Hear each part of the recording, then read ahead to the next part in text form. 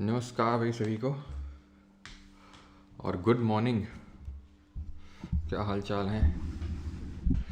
This Friday morning we will start history revision.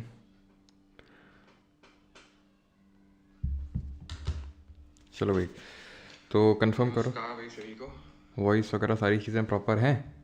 करो गुद्दी बड़ा गुद्दी लाल तो होगी बड़ा तुम्हारी वेद प्रकाश, है ना, जो जो रिवाइज करके नहीं आया होगा। तो ये जो वीडियो है ये उन सभी स्टूडेंट्स के लिए है जो स्टूडेंट्स हैं, मतलब जो एसएससी जीडी के स्टूडेंट हैं। एसएससी जीडी का या तो एग्ज़ाम देने जा रहे हैं तो उनका हिस्ट्री डिवीजन होगा, प्लस साथ ही साथ क्योंकि कल ही हमने अपनी पूरी हिस्ट्री ख़त्म करी है बैच में, परमार जी के बैच 3.0 में, तो उन सभी स्टूडेंट्स के लिए भी वीडियो है, इक्वली इंपॉर्टेंट है, जहाँ पर हम पूरा हिस्ट्री रिवाइज करने वाले हैं। यहाँ पर मैंने 100 सवाल लिए हैं।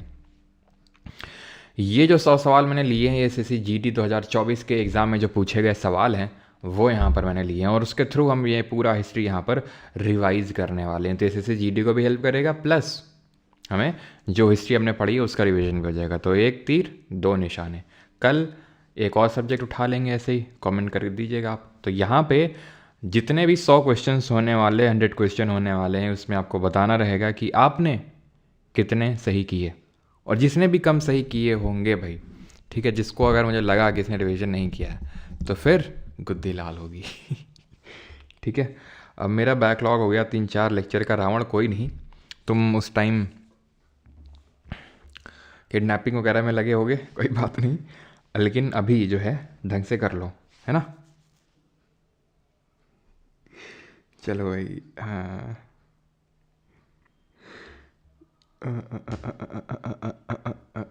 हाँ स्टार्ट किया जाए। चलो भैया और दीदी लोग स्टार्ट करते हैं टॉप 100 क्वेश्चंस फॉर हिस्ट्री। तो पहला क्वेश्चन ये रहा, और हाँ करते रहेंगे, और यहाँ पर हम जैसे कि नाम है फटाफट रिवीजन करके दिखाओ, ठीक है। तो फटाफट रिवीजन करके आपको दिखाना है, और फटाफट हम रिवीजन करेंगे। आप ये मत एक्सपेक्ट करना कि मैं आराम आराम से लिखूंगा, बिकॉज आप दो तरह के स्टूडेंट होंगे, या तो एसएससी जीडी का पेपर देने जा रहे होगे, या फिर अभी हिस्ट्री पढ़े होगे, या फिर दोनों में हो सकता है, दोनों ही चीज़ हो, एसएससी जीडी का पेपर भी देने जा रहे हो और हिस्ट्री भी पढ़ाओ। तो भाई दोनों केसेस में एक्सपेक्ट करता हूँ कि भाई आप, ठीक है, अगर अभी हम लोग हिस्ट्री पढ़ के आए, अभी भी अगर मुझे लिखना पड़ रहा है सारी चीज़ें, तो फिर आपने रिवीजन नहीं किया है ना। तो फटाफट करना है हमें, सो दैट सारी जितनी ज़्यादा से ज़्यादा चीज़ें हम रिवाइज कर सकें, वो हमारा टारगेट है यहाँ पे, है ना। एक लंबी गहरी सांस लेंगे और पहला क्वेश्चन करेंगे। वो among the following social reformers founded the self respect movement. किसने आत्मसम्मान आंदोलन की शुरुआत की थी? श्री नारायण गुरु। याद करो इन्होंने क्या बनाया था? SNDP movement. कब? SNDP मूवमेंट यानी श्री नारायण धर्म परिपालन योजना। पेरियार कौन है ये है EV रामास्वामी नायकर, ठीक है, EV रामास्वामी नायकर। इन्होंने जो है क्या किया था? सेल्फ रिस्पेक्ट मूवमेंट चलाया था। ज्योतिराव या फिर ज्योतिबा फूले की अगर बात करेंगे तो इन्होंने ट्रूथ होल्डर सोसाइटी यानी सत्य शोधक समाज बनाया था। माली यानी गार्डनर कम्युनिटी से बिलोंग करते थे, और इन्होंने सत्य शोधक समाज के अलावा 2 किताबें लिखी थी। उन किताबों का नाम बताना है जो मराठी लैंग्वेज में इन्होंने लिखी थी। और गुरु घासीदास की अगर बात करेंगे तो इन्होंने क्या चलाया था? सेंट्रल रीजन में इन्होंने सतनामी मूवमेंट चलाया था। सतनामी मूवमेंट जो है ये इन्होंने किसके लिए चलाया था? जो लोग, मतलब एक लो क्लास से, यानी कि जो नीचे वर्ण से बिलोंग करते थे सोसाइटी से, और जो लेदर वर्कर्स थे उनके लिए मेनली ये इन्होंने, गुरु घासीदास जी ने सतनामी मूवमेंट चलाया था। और जो 2 किताबें हैं वो कौन सी हैं? एक तो है गुलामगिरी, ठीक है, जब मैंने इसको पहली बार पढ़ा था ना तो मैंने इसको गुलामगिरी पढ़ा था, फिर बाद में ओ ये तो गुलाम लिखा हुआ है ठीक है। सार्वजनिक सत्य धर्म, ठीक है, तो सार्वजनिक सत्य धर्म, तो ये मराठी लैंग्वेज में लिखी गई किताबें हैं। सेल्फ रिस्पेक्ट मूवमेंट और टेम्पल एंट्री मूवमेंट को भी आप यहाँ पे रिकॉल कर सकते हैं। टेम्पल एंट्री मूवमेंट, तो temple entry movement north India में किसने चलाया था और साउथ इंडिया में किसने चलाया था? कमेंट करके जल्दी से बताएंगे। और कुछ यहाँ पर आप ऐसा रिकॉल कर सकते हैं क्या? SNDP हो गया और पेरियार हो गया, ठीक है। ज्योग्राफी अभी रिवाइज कर नहीं रहे, नहीं तो पेरियार रिवर के रिगार्डिंग चलो कर लेते, लेकिन खैर कोई नहीं। नॉर्थ इंडिया में अगर हम बात करेंगे तो अंबेडकर जी ने टेम्पल एंट्री मूवमेंट चलाया था। कब? 1930 1930 में। कहाँ से, किस टेम्पल से इन्होंने शुरू किया था? 1924 के टाइम पे इन्होंने महासत्याग्रह चलाया था, और 1924 में इन्होंने आपका बहिष्कृत हितकर्णी सभा बनाया था, और 1930 में डिप्रेस्ड क्लास एसोसिएशन। तो दोनों ध्यान रखना, बहिष्कृत हितकर्णी सभा और depressed class association Ambedkar ji ने बनाया था। लेकिन अगर पूछ लेगा all India depressed class association तो वो अलग हो जाएंगे। MC राजा, याद आया कल जो CDS वाला सवाल कर रहे थे, तो वहाँ पे वो था all India depressed class association अलग है। साउथ इंडिया की जब हम बात करते हैं तो के केलप्पन नाम आता है, ठीक है, और TK माधवन, ये आपको नाम याद रखने हैं when it comes to the temple entry movement. तो अंबेडकर जी ने जो टेम्पल एंट्री मूवमेंट चलाया था वो नासिक का जो काला राम टेम्पल है वहाँ से इसकी शुरुआत करी गई थी। अंबेडकर जी की अगर बात करेंगे तो अंबेडकर जी की कुछ किताबों के नाम आपको पता होना चाहिए, जैसे कि एनिहिलेशन ऑफ कास्ट, ठीक है, annihilation of caste, waiting for a visa, ठीक है, waiting for a visa, Buddha and his Dhamma, ठीक है, बुद्धा एंड हिज धम्मा। वैसे तो अभी हम स्टैटिक जी के जब पढ़ेंगे कायदे से इस बार कवर करने वाले हैं स्टैटिक को भी, तो वहाँ पर इस चीज़ को हम देखने वाले हैं। Into how many distinctive types of territories was the Harshavardhan's dynasty divided? तो जो हर्षवर्धन की डायनेस्टी है वो कितने डिस्टिंक्टिव टाइप्स में डिवाइडेड थी? थोड़ा बड़ा लिखो सर जी। जो आ गया महाराज, वेटिंग फॉर वीज़ा, यस सही है सभी का। तो how many distinctive types of territories, तो कितने डिस्टिंक्टिव टाइप की टेरिटरीज में बटा हुआ था हर्षवर्धन जी का डायनेस्टी? तो हर्षवर्धन जी का डायनेस्टी बटा हुआ था 2 इंपॉर्टेंट टेरिटरीज़ में। एक तो उनका जो खुद का जो डायरेक्टली रूल कर रहे थे, डायरेक्टली एडमिनिस्टर कर रहे थे, और दूसरा जो उनके फ्यूडेटरीज यानी सामंतों के अंडर में था। हर्षवर्धन के रेन की अगर बात करेंगे तो 606 से लेकर 647 ईस्वी तक इनका रूल रहा। किस डायनेस्टी से बिलोंग करते थे? पुष्यभूति डायनेस्टी या फिर वर्धन डायनेस्टी से बिलोंग करते थे। पुष्यभूति डायनेस्टी की कैपिटल क्या थी और इसके फाउंडर अगर हम बात करें तो पुष्यभूति थे, जिनके बेटे फिर आते हैं कौन?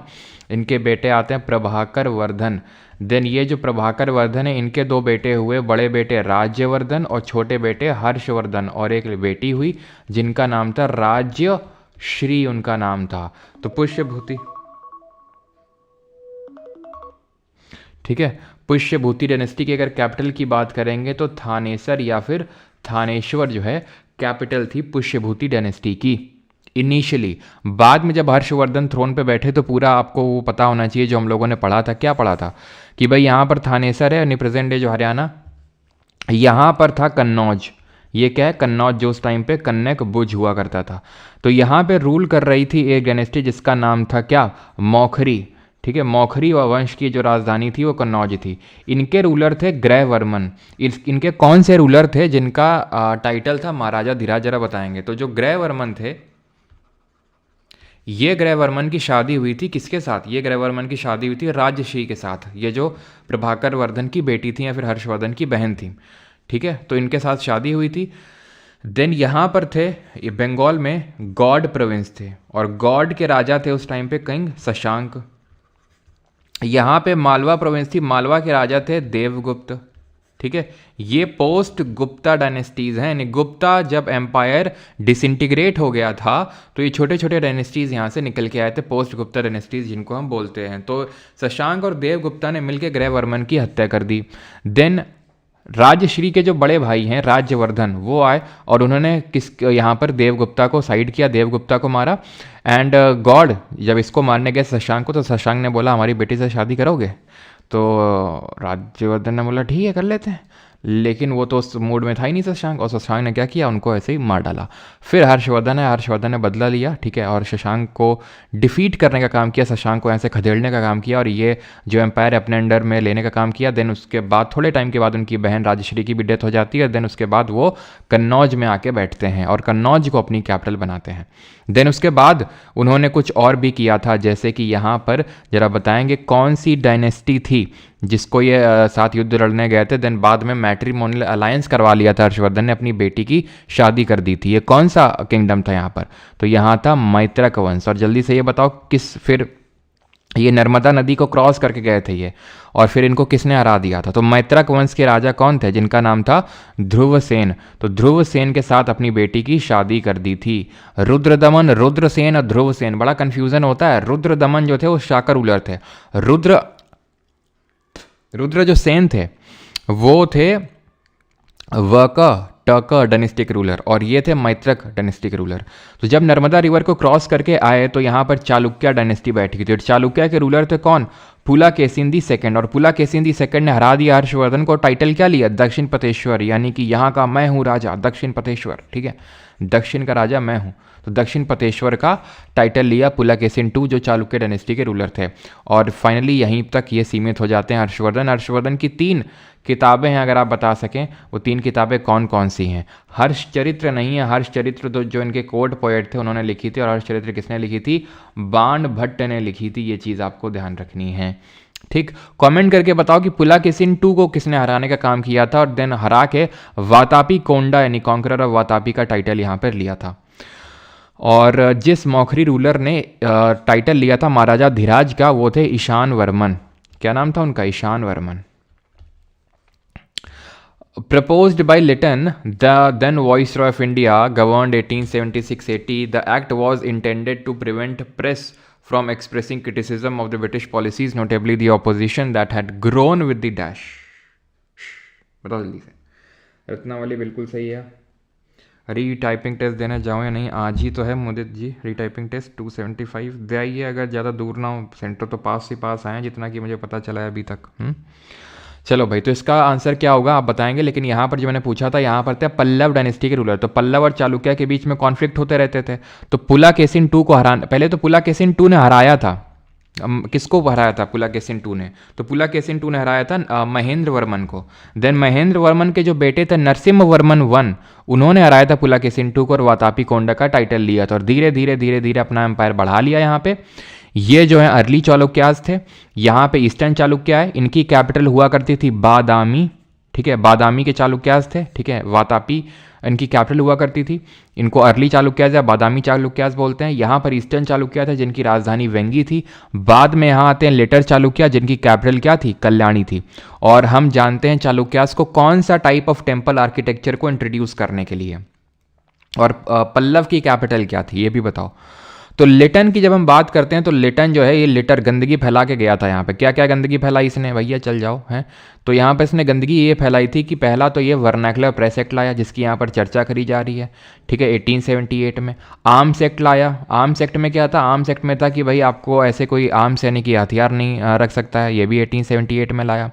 और इसने क्या किया? इसके टाइम पे 1877 में पहला दिल्ली दरबार होता है। 3 दिल्ली दरबार होते हैं, एक 1870 में पहला वाला, तीसरा वाला होता है 1911 में। दूसरा वाला जरा बताओ कब होता है? तो लिटन के टाइम पे पहला, और तीसरा होता है किसके टाइम पे? वो हार्डिंगे दी सेकंड, जब कैपिटल शिफ्ट होती है from Calcutta to Delhi.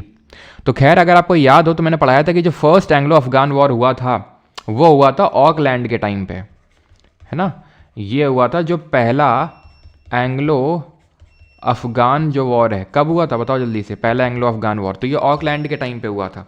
Then आया था लॉरेंस, उसने बोला था, वो लाया था policy of masterly in activity कि हम इंटरफेयर नहीं करेंगे। अगर आपको याद हो थोड़ा सा तो यहाँ पर बैठा हुआ था अफगानिस्तान का रूलर कौन? दोस्त मोहम्मद। दोस्त मोहम्मद को हटा के ब्रिटिशर ने शाह सूजा को थ्रोन पे बिठा दिया था। ठीक है, तो वो सब पहला वाला राइवलरी था। तो दूसरा वाला हुआ था इस लिटन के टाइम पे। सेकंड एंग्लो अफगान वॉर के रिगार्डिंग कुछ ऐसा छप ना सके, इसलिए उसने वर्नाकुलर प्रेस एक्ट को निकाला था। और इन दोनों को रिपील करने का काम किसने किया था? जल्दी से बताइए। तो ये हुआ था आपका, ये तो खैर सेकंड वाला तो 1878 के टाइम पे होता है। 1942 क्या लिख रहे हो भैया? कुछ भी लिख रहे हो क्या? वो 1824 होगा पहला वाला। ठीक है, 19, अच्छा ठीक है मैं समझ गया। अब सेकंड दिल्ली दरबार की बात कर रहे हो। ठीक है, बिल्कुल सही है। इन दोनों को रिपील करने का काम किसने किया था? दोनों को रिपील किया था रिपन ने। आर से रिपील, आर से रिपन। रिपन ने और बहुत काम किए थे। क्या क्या काम किए थे रिपन जी ने? तो रिपन जी के टाइम पे ही पहला फैक्ट्री एक्ट पास हुआ था 1881 में, जहाँ पे डिसाइड हुआ था फैक्ट्री एक्ट 1881 में, जहाँ पे डिसाइड हुआ था कि बच्चे 7 साल से छोटे वो काम नहीं कर सकते हैं। जो अगर बड़े हैं 7 से 14 के बीच में हैं तो वो एक लिमिटेड टाइम तक काम करेंगे, है ना। तो ये चीज़ें थी फर्स्ट फैक्ट्री एक्ट में। देन इनके टाइम पे हंटर एजुकेशन कमीशन बना था एजुकेशन के लिए। वीपीए और आर्म्स एक्ट को रिपील करने का काम किया था, तो मैंने आपको बता ही दिया है। प्लस इनके टाइम पे ही पहली सिंक्रनाइज्ड या कंप्लीट सेंसस हुई थी। पहली सिंक्रनाइज्ड या कंप्लीट सेंसस हुआ था इनके टाइम पे। इनको father of local self government के नाम से जाना जाता है, क्योंकि इन्होंने लोकल लेवल में गांव-गांव में गवर्नमेंट बनाने का काम किया था। और साथ ही साथ इनके टाइम पे हुई थी इल्बर्ट बिल की कंट्रोवर्सी। याद है आपको एल्बर्ट बिल कंट्रोवर्सी 1883 में आया था एल्बर्ट बिल, और ये कंट्रोवर्सी पूरी 1884 में हुई थी, and it became the immediate cause for the formation of Indian National Congress. भारतीय राष्ट्रीय कांग्रेस का फॉर्मेशन का इनिशियल कॉज बनाई है। ठीक, एंग्लो फ्रेंच वॉर की अगर बात करेंगे तो इनको हम किस नाम से और जानते हैं, तो इनको हम कार्नेटिक वॉर के नाम से भी जानते हैं। ठीक है, एंग्लो कार्नेटिक वॉर, जहाँ पर अंग्रेजों और फ्रांसीसियों के बीच में युद्ध हुआ था। पहला, दूसरा और तीसरा, 3 एंग्लो कार्नेटिक वॉर हुए थे, और तीसरा वाला फाइनल था, डिसाइसिव था, जहाँ पर बैटल ऑफ वंडवासी या फिर बैटल ऑफ वॉन्डी वॉश हुआ था इन द ईयर 1760, 1760 में, and it was an extension of the 7 year war जो चल रहे थे यूरोप में इन दोनों के बीच में। और यहाँ पर ब्रिटिशर्स फाइनली एमर्ज होते हैं विक्टोरियस। यहाँ पर ब्रिटिश फोर्सेस को कौन लीड कर रहा था? सर आयर कूट, और उसने कूट दिया था किसको? किसको कूट दिया था? जो फ्रेंच फोर्सेस को लीड कर रहा था, काउंट दी लल्ली। ठीक है, काउंट दी लल्ली को क्या कर दिया था? लाल कर दिया था, गुद्दी लाल कर दी इनकी। During the ancient India in the Tamil region ordinary ploughman were known as, तो जो साधारण हलवाहे होते थे, प्लॉमैन होते थे, उनको किस नाम से जाना जाता था? कदई सियार, ऊजावर, वेल्लालर या आदिमई। तो भाई मैंने हम लोगों ने ये देखा था, ये जो कदई सियार थे और आदिमई, ये एक ही लोग, मतलब एक ही टाइप के लोग थे। वो कौन थे? ये थे आपके लैंडलेस लेबरर्स, जिनके पास लैंड नहीं होती थी। प्लस ये और होते थे जो स्लेव होते थे, जो काम करते थे, मजदूर होते थे जो काम करते थे। ऊजावुर होते थे ऑर्डिनरी प्लोमैन, और वेल्लालर वेले घूम रहे हैं, क्यों? क्योंकि ज़मीन है बाप की दी हुई खूब बढ़िया, तो काम करने की ज़रूरत नहीं है। तो ये होते थे रिच लैंड ओनर्स, जिनके पास बहुत ज़मीन होती थी, तो वेले घूमते रहते हैं ये लोग। ठीक है, तो ये ध्यान रखना है आपको। The oldest Veda in the Rigveda compose about dash years ago. The oldest Veda is the Rigveda. कितने साल पहले इसको कंपोज किया गया था? तो जब हम ऋग्वेद की बात करते हैं तो हम किसकी बात करते हैं? अर्ली वैदिक एज की बात करते हैं, बिल्कुल करते हैं। ठीक है, अर्ली वैदिक एज। अब अर्ली वैदिक एज अगर हम बात करें तो वैदिक एज कब शुरू होता है? तो वैदिक एज शुरू होता है 1500 से, है ना, 1500 बीसी से लेकर 500 बीसी तक चलता है वैदिक एज, जिसको हम बोलते हैं। और वैदिक एज का मतलब वो 4 वेद हमारे, ऋग्वेद, सामवेद, यजुर्वेद और अथर्ववेद। तो ये इसको हम डिवाइड करते हैं 2 पार्ट में, एक तो EVA दैट इज अर्ली वैदिक एज, और LVA दैट इज लेटर वैदिक एज। ये है जो हमारा 1500 से लेके 1000 बीसी, और ये है 1000 से लेके 500 बीसी। और ये वाला जो अर्ली वैदिक एज है उसी को ऋग वैदिक एज भी हम बोलते हैं। तो आज क्या चल रहा है? रफली 2024 2025, तो मान लो 2000 रफली। ठीक है, तो 2000 तो ये हो गया, टाइम कैलकुलेट तो करना आता है ना। तो 0 BC या फिर 0 AD क्या होता है? जिस साल जीसस क्राइस्ट का जन्म हुआ था। आज हम रह रहे हैं 2025 में, और ये बात हो रही है 1500 BC की। तो आप अगर यहाँ पर अपना गणित लगाएंगे तो आप पाएंगे कि आप 3500 साल पहले पीछे आपको जाना पड़ेगा। आज से 3500 साल पहले की बात है। ऋग्वेद की अगर बात करेंगे तो ये कितने मंडल में डिवाइडेड है और इसमें कितनी हाइम्स हैं? ऋग्वेद में जरा बताएंगे कितने मंडल हैं, कितनी हाइम्स हैं, ये आपको बताना है। ठीक है, और संहिता क्या होता है? व्हाट इज संहिता? संहिता। ठीक, तो हाइम्स कितनी है? 1028, और जो इनको रिसाइट करता है, बोलता है, उसको क्या बोला जाता है? होत्री बोला जाता है। मंडल कितने हैं? 10 मंडल हैं टोटल, जिसमें कि आपको पता होना चाहिए कि 3rd मंडल क्यों इंपॉर्टेंट है, 9th मंडल क्यों इंपॉर्टेंट है, 10th वाला मंडल क्यों इंपॉर्टेंट है। तीसरा इसलिए इंपॉर्टेंट है बिकॉज इसमें गायत्री मंत्र दिया हुआ है, ओम भूर्भुवः स्वः, है ना। तो गायत्री मंत्र, और ये किसने लिखा गायत्री मंत्र, ये आपको बताना है। प्लस अगर हम बात करें, और 9th मंडल जो इसमें भगवान सोम के बारे में दिया हुआ है, जिनको लॉर्ड ऑफ प्लांट्स के नाम से जाना जाता है, लॉर्ड ऑफ प्लांट।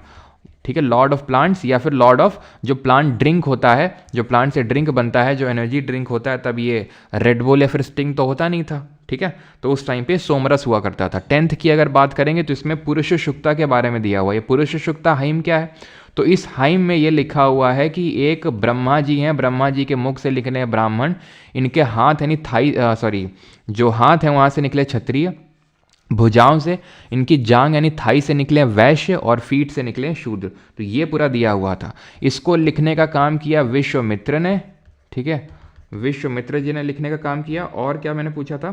संहिता। तो संहिता क्या है? ये जो कलेक्शन ऑफ जो आपके वेदास हैं, इनको हम संहिता के नाम से जानते हैं। ठीक है, जो कलेक्शन है उसको हम संहिता के नाम से जानते हैं। प्लस और क्या चीज़ हमें यहाँ पे पता होनी चाहिए? हाँ, सबसे पहले 2 से लेके 7वां मंडल तक बना था। देन पहला और जो आपका 10वां है वो सबसे आखिर में बना था, ये चीज़ आपको ध्यान में रखना है। सामवेद किसके बारे में मेंशन करता है? तो सामवेद सबको पता होगा, ये म्यूजिक के बारे में है ना, ये म्यूजिक के बारे में। यजुर्वेद किसके बारे में है?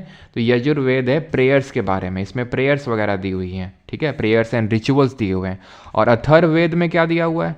तो अथर्ववेद में दिया हुआ है, अथर्ववेद में दिया हुआ है magical spells and charms. Magical spells यानी जादू टोना टोटका टाइप आप बोल सकते हो, तो मैजिकल स्पेल्स एंड चार्म्स। हर वेद के अंत में क्या दिए हुए हैं? तो हर वेद के अंत में दिए हुए हैं उपनिषद, इसलिए उपनिषदों को क्या बोला जाता है? इनको बोला जाता है वेदांत। वेदों के अंत में दिए हुए हैं, पहले ब्राह्मण दिए हुए थे। अरण्यका क्या होते हैं? तो अरण्यका होते हैं जो लोग हर्मिट का मतलब जो लोग जंगल में रहते हैं। बादल हो रखे हैं क्या आज? तो जो लोग जंगल में रहते हैं, फॉरेस्ट में रहते हैं, तो उनको जो परफॉर्म करने होते हैं रिचुअल, वो हम अरण्यका बोलते हैं। प्लस एक चीज़ और, एंड दैट इज़ कि 7th मंडल में हमारा दिया हुआ है किसके बारे में? जो हमारे संस्कार हैं। संस्कार का मतलब होता है कि पहले हमारे जीवन में सबसे पहला स्टेज क्या आता है? ब्रह्मचर्य का। फिर क्या आता है? 0 से 25 साल के जो होते हैं, फिर हम गृहस्थी में जाते हैं, गृहस्थ जीवन बोलते हैं 25 से 50। उसके बाद आता है वनप्रस्थ और उसके बाद आता है संन्यास। तो ये संस्कार होते हैं जो 7th मंडल में मेंशन है, सॉरी ये संस्कार हैं जो आपको ध्यान रखना है कि चारों संस्कार, इस बार सीजीएल में क्वेश्चन बना था, ठीक है, तो ध्यान रखना है। सबसे पहले तो ब्रह्मचर्य आएगा, देन आपका गृहस्थ आएगा, देन वनप्रस्थ आएगा, देन आपका संन्यास आएगा at the end. Clear? Which of the following sites is situated on the river Ghod, a tributary of the Bhim? तो भीमा रिवर की ट्रिब्यूटरी है घोड़, इसमें से कौन सी ऐसी साइट है जो घोड़ रिवर के किनारे सिचुएटेड है? अगर आप थोड़ा सा भी यहाँ पर अपना दिमाग लगाएं तो कोट दिजी हम पढ़ते हैं कि भाई कोट दिजी तो यार पाकिस्तान में, ये बात हो रही है भीमा की। और ज्योग्राफी में हमने पढ़ रखा है कि भीम तू मौसी को घाट पे ले जाके माल, दूध की माल रिसीव कर, है ना, या फिर माल रिसीव कर, है ना, दूध गंगा, इस तरह से याद किए थे। तो ये सब कृष्णा की ट्रिब्यूटरी हैं। भीम, तू से तुंगभद्रा, मौसी से मूसी, को से लेके कोयना, घाट से घाट प्रभा, माल से माल प्रभा, दूध से दूध गंगा। तो ये सब कृष्णा रिवर की ट्रिब्यूटरीज हैं। कृष्णा रिवर कहाँ पर फ्लो होती है? कृष्णा रिवर फ्लो होती है साउथ इंडिया में। कहाँ से निकलती है? ब्रह्मगिरी की जो पहाड़ियाँ हैं वहाँ से निकलती है। तो कोई लेना देना नहीं कोट दीजी का। तो सेम गोज विथ चनहुदड़ो, ये भी चनहुदड़ो भी पाकिस्तान में। और चनहुदड़ो के रिगार्डिंग हमने क्या चीज़ पढ़ते हैं इंडस वैली सिविलाइजेशन में? बनावली आपका हरियाणा में है, तो ये भी आंसर होने से रहा, जहाँ पे हमें सबसे पहले बारले के एविडेंसेस मिलते हैं। इनाम गांव आंसर हो जाएगा। इनाम गांव की अगर हम देखें तो ये रहा आपका इनाम गांव। यहाँ पे ये क्या है? एक चैल्कोलिथिक साइट है ना। चैल्कोलिथिक आपको याद आया कि नहीं? चैल्कोलिथिक मतलब जो कॉपर एज हो है हमारी। कॉपर एज कौन सी एज है? जो इंडस वैली सिविलाइजेशन के पैरेलली ही चल रही थी, यानी कि ये भी 2000 BC की टाइम पीरियड की बात हो रही है। चैल्कोलिथिक, चैल्को यानी कि copper, copper was the first metal to be discovered by humans. तो यहाँ पर 3-4 कल्चर पढ़ते हैं। यहाँ पर एक तो राजस्थान में जोधपुर गणेश्वर कल्चर, मध्य प्रदेश में आ जाओगे ईरान कयाथा कल्चर, और यहाँ पर आ जाओगे कहाँ पर? महाराष्ट्र में तो जॉर्वे कल्चर। जॉर्वे कल्चर इसलिए बोलते हैं क्योंकि जॉर्वे जो है सबसे पहले डिस्कवर हुआ था यहाँ पर, ठीक है, जॉर्वे साइट। बाकी दैमाबाद जो है सबसे बड़ी चैल्कोलिथिक साइट है ये जॉर्वे कल्चर की, यानी महाराष्ट्र वाले रीजन की। ईरान और कयाथा कहाँ है? ये MP में है। जोधपुर और गणेश्वर कहाँ पे हैं? ये आपके पढ़ते हैं राजस्थान में, ठीक। यहाँ पर अगर आप देखेंगे मोहनजोदारो के पास में सिंध वाला जो प्रांत है, सिंध वाला प्रांत, ये हड़प्पा तो पंजाब प्रांत है, पंजाब में पड़ता है, ये आपका सिंध में पड़ता है। मोहनजोदारो और कोटदीजी और चनहुदड़ो भी, ठीक है, आमरी, ये सब यहाँ पे आपके। तो यहाँ पर आंसर क्या हो जाएगा? इनाम गाँव। मैंने आपसे क्या क्वेश्चन पूछा था? हाँ, चनहुदड़ो। तो चनहुदड़ो, सी से चनहुदड़ो, सी से सिटी विदाउट सीटाडेल, यानी इसमें कोई सीटाडेल हमें देखने को नहीं मिला। सीटाडेल क्या है? तो जो भी इंडस वैली सिविलाइजेशन के साइट्स थे, टाउन्स थे, वो 2 पार्ट में डिवाइडेड थे। वेस्टर्न साइड में हायर टाउन होता था जिसको कि हम सीटाडेल या फिर एक्रोपोलिस के नाम से जानते हैं, एक्रोपोलिस। और एक होता था लोअर टाउन, उसको हम किसी नाम से नहीं जानते हैं, बस लोअर टाउन ही बोल देते हैं। एकमात्र ऐसी साइट थी चनहुदड़ो जहाँ पर कोई सीटाडेल नहीं था। सीटाडेल मतलब कि जो हायर साइड में होता था जहाँ पर राजा टाइप लोग रहते थे, और लोअर टाउन जहाँ पर मासे जनता रहती थी। और एकमात्र साइट बताइए जो 3 पार्ट में डिवाइडेड थी, जहाँ पर हमें जाइंट वाटर रिजर्वायर सिस्टम भी देखने को मिला। कमेंट करके आप बताएंगे। In South India the dash was a village assembly found in areas where the land owners were not Brahmans. दक्षिण भारत में, सर आपका 1 शॉट काफ़ी एग्जाम क्लियर करने के लिए sir west side hate on, yes Abhishek सही है, बिल्कुल सभी का धौलावीरा सही आंसर है। धौलावीरा जो कि कहाँ पर है? गुजरात में है, ये आप देख पा रहे होंगे। और धौलावीरा बेटा ध्यान रखना कहाँ पे पड़ता है ये, अभी आई थिंक क्वेश्चन है आगे तो वहाँ पर देखेंगे, ठीक है। खादीर बेट, चलो बताया तो हमें, ध्यान रखना पता नहीं क्वेश्चन है कि नहीं है, तो लेकिन ध्यान रखना है खादीर बेट करके जगह पड़ती है, वहाँ पर आपको देखने को मिलेगा धौलावीरा। तो और यहाँ पर जाइंट वाटर रिजर्वायर सिस्टम बना हुआ दिखाई दिया था। और लोथल क्या है? लोथल है आपका, ये है आपका एंशियंट पोर्ट, ठीक है, ये एंशियंट पोर्ट है, बंदरगाह, जहाँ पर पोर्ट्स रुकते थे, या फिर इसको हम डॉक यार्ड भी बोलते हैं। एंड लोथल जो है ये भोगावा रिवर के किनारे सिचुएटेड था। जैसे कि जो हड़प्पा है ये आपका रावी नदी के किनारे सिचुएटेड है, मोहनजोदारो और कोट दीजी और चंद्रदुर्ग की बात करें इंडस रिवर के किनारे, और लोथल है भोगावा रिवर के किनारे, है ना। आगे बढ़ते हैं। तो साउथ इंडिया में पूछ रहा है कि विलेज असेंबली जहाँ पे लैंड ओनर्स रहते थे, लैंड ओनर्स ब्राह्मण्स नहीं होते थे, तो दो हम असेंबली पढ़ते हैं, एक तो उर पढ़ते हैं और एक सभा पढ़ते हैं। तो उर जो होती थी, ठीक है, तो उर होती थी जो ब्राह्मण्स की होती, उर होती थी जो कॉमन लोग होते थे, ब्राह्मण्स की होती थी जो सभा होती थी, ठीक है। तो उर होती थी कॉमन पेजेंट्स की, तो ऑप्शन नंबर सी आंसर होगा। सभा होती थी ब्राह्मण्स की। सभा किसकी असेंबली होती थी? ब्राह्मण्स की, क्योंकि यहाँ पर लैंड डिफरेंट टाइप की डोनेट की जाती थी। चोला एरा की बात हो रही, चोला टाइम पीरियड की बात हो रही है। तो जो चोला टाइम पीरियड है वहाँ का एक इंस्क्रिप्शन है, यू से नाम शुरू होता है, जो कि चिंगलेपुट डिस्ट्रिक्ट में देखने को मिला हमें। अगर आप इसका नाम बता सकें, यू से नाम उसका शुरू होता है। तो ये चोला के टाइम पे डिफरेंट टाइप के लैंड डोनेशन हुआ करते थे, जैसे कि शाल भोग, ठीक है, शाल भोग हुआ करता था, और देवदान हुआ करता था, और ब्रह्मदेय हुआ करता था, ब्रह्मदेय, और वेल्लन वगई और पल्ली छंदम। ये डिफरेंट टाइप के लैंड डोनेशंस हुआ करते थे, किसके टाइम पे? तो चोला के टाइम पे। तो ये जो स्कूल्स को लैंड डोनेट की जाती थी वो थी ऐसे शालभोग, ऐसे स्कूल, देवदान देवों को यानी कि टेम्पल्स को, ब्रह्मदेय ब्राह्मण्स को, वेल्लन वगई की अगर बात करेंगे तो जो पेजेंट्स हैं बोल सकते हैं, अदर देन ब्राह्मण्स, ठीक है, जो ब्राह्मण्स नहीं है, कॉमन लोगों को, ठीक है। तो ये एक सेकेंड, और पल्ली चंदम जो जैन मॉन्क्स हुआ करते थे उनके लिए। तो इस ब्रह्मदेय को मैनेज करने के लिए सभा होती थी, और इस वेल्लन वगई को मैनेज करने के लिए उर हुआ करता था। चोला का है इंस्क्रिप्शन उत्तरा मेरूर। चोला और किस लिए जाने जाते हैं? चोला जाने जाते हैं अपने लॉस्ट वैक्स टेक्निक से ब्रॉन्ज के स्कल्पचर्स बनाने के लिए। चोला और किसके लिए जाने जाते हैं? तो दो तरह के चोला हैं, अर्ली चोला, लेटर चोला, ठीक है। तो अर्ली के तो फाउंडर थे कराईकाल, और लेटर के फाउंडर थे कराईकाल, और लेटर के थे विजयलया। विजयलया ने क्या किया था? विजयलया ने पल्लव के जो फ्यूडेटरी थे, पल्लव बताया था यहाँ पे थे, पल्लव की कैपिटल पूछा था, कांचीपुरम इनकी कैपिटल थी। तो पल्लव के फ्यूडेटरी हुआ करते थे मुतर्रैयार के अंडर में, यहाँ पर कावेरी डेल्टा में लोग रूल कर रहे थे। मुतर्रैयार को हराया था विजयलया ने, और यहाँ पर गॉडेस निशुम्बा सुदिनी के लिए टेम्पल बनाने का काम किया। निशुम्बा सुदिनी के लिए इन्होंने टेम्पल बनवाया।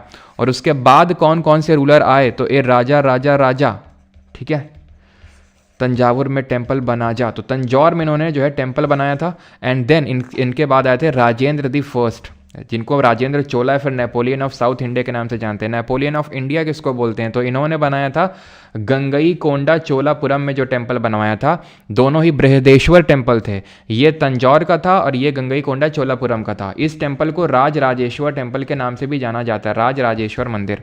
ये दोनों टेम्पल जो हैं भगवान शिव को समर्पित हैं, शैवाइट टेम्पल हैं ये दोनों। प्लस एक और टेम्पल बना वो था आपका ऐरावतेश्वर। वो जो ऐरावतेश्वर मंदिर बना था वो राजा राजादी सेकंड ने बनवाया था, राजा राजा सेकंड ने। और ये जो दोनों थे ये आपके बृहदेश्वर थे, एक तंजौर में, एक गंगई कोंडा चोलापुरम में। जब Rajendra the first Ganga river को क्रॉस करके पाल डायनेस्टी के रूलर्स को हरा के आए थे, तो उन्होंने खुद के लिए टाइटल लिया था Gangai Konda Chola, that is conqueror of Ganga. Plus ये ध्यान रखना कि जो पल्लव थे उन्हीं को ही क्रेडिट जाता है कि इन्होंने ही Dravida form of architecture, temple architecture को साउथ इंडिया में इंट्रोड्यूस किया था। और जब हम टेम्पल आर्किटेक्चर की बात करते हैं तो खासकर द्रविड़ की, तो स्लाइड क्रिएट कर लें क्या?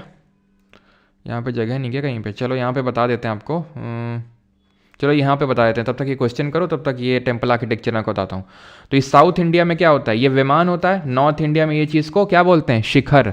यहाँ पर होता है शिखर, यहाँ पे होता है कलश, ठीक है। और देन ये होता है पिलर्ड हॉल, यहाँ पे भी होता है पिलर्ड हॉल। यहाँ पे होता है गर्भगृह यानी सैंक्टम सैंक्टोरम, जहाँ भगवान की मूर्तियाँ होती है, जिन भी भगवान का मंदिर होता है, यहाँ भी होता है सैंक्टम सैंक्टोरम। बस अंतर क्या है?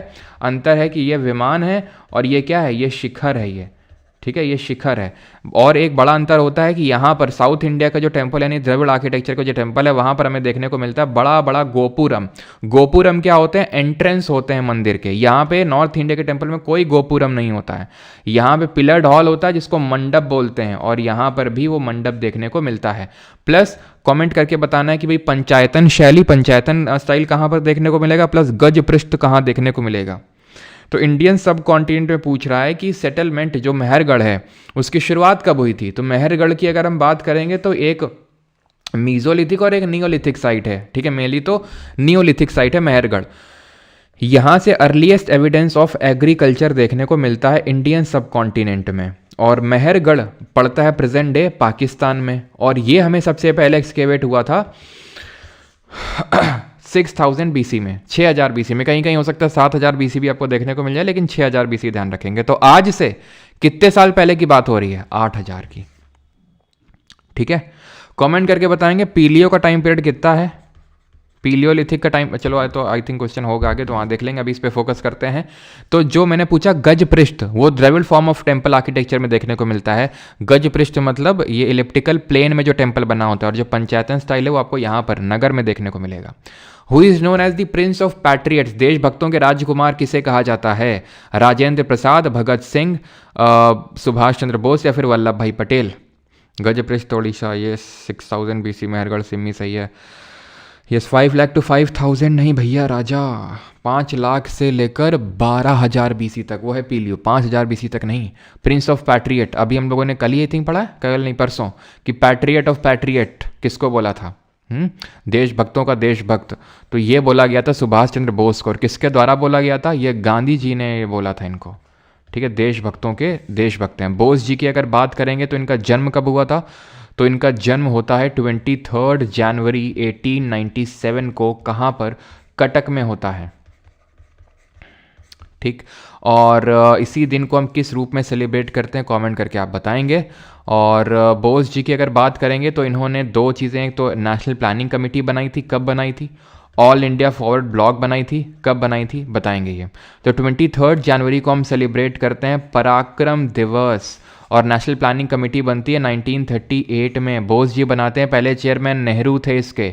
ऑल इंडिया फॉरवर्ड ब्लॉक 1939 में बनती है विद इन दी कांग्रेस। जब हरिपुरा का सेशन हुआ था, जब त्रिपुरी का सेशन हुआ था, हरिपुरा गुजरात 1938, त्रिपुरी 1939, दोनों में बोस जी जीते थे। त्रिपुरी में बोस जी ने किसको हराया था? जो गांधी जी के नेतृत्व कर रहे थे, उनको हराने के बाद वो जीत गए।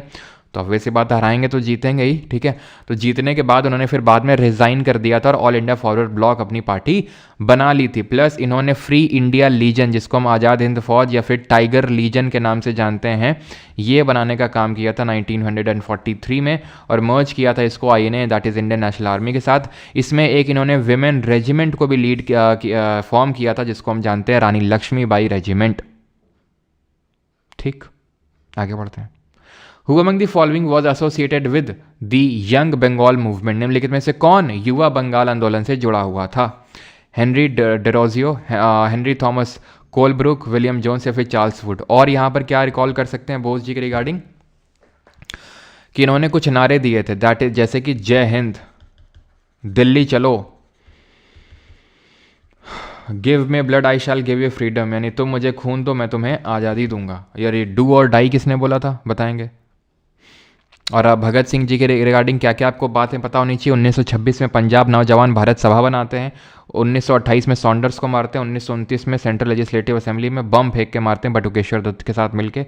23 मार्च 1931 को इनको फांसी में चढ़ाया जाता है, जिस दिन को हम शहीद दिवस के रूप में मनाते हैं। इनकी किताब है जिसका नाम क्या है, कमेंट बताएंगे, जिसका नाम W से एक तो शुरू होता है, और एक ट्रेड वाली किताब का नाम भी बताना। तो आंसर क्या होगा इसका, young Bengal movement, Henry Vivian Derozio. कब? 1829 के टाइम पे इन्होंने ये बनाया था। ठीक है, हिंदू कॉलेज के ये एक टीचर थे। विलियम जोन्स की अगर बात करेंगे तो इन्होंने एशियाटिक सोसाइटी ऑफ बंगाल बनाई थी। कब? 1784 में।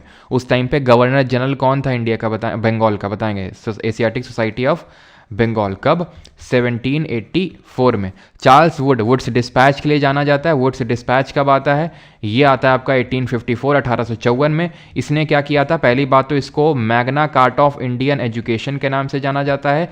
इसने जो मैकुलेज मिनट आया था, मकौले का जो मिनट आया था, इस मकौले के मिनट को बोला था कि मकौले के मिनट ने जो डाउनवर्ड फिल्ट्रेशन थ्योरी दे के रखी है DFT, ये इसको खारिज कर दिया था। इसने बोला था कि लोकल लैंग्वेज में हमें लोकल लेवल पे लोकल लैंग्वेज में बच्चों को शिक्षा देनी होगी, यानी वर्नैकुलर में लैंग्वेज बच्चों को शिक्षा देनी होगी। और इस टाइम पे गवर्नर जनरल कौन था ये बताएंगे। 1784, तो इस टाइम पे हमारा वॉरेन हेस्टिंग हो जाएगा। देन अगर हम बात करेंगे यहाँ पर फ्री, क्या मैंने पूछा था,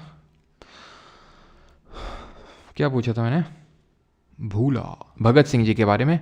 तो भगत सिंह की किताब है वाई एम एन अथीस्ट, ठीक है, why I am an atheist, ये इन्होंने किताब लिखी थी, है ना।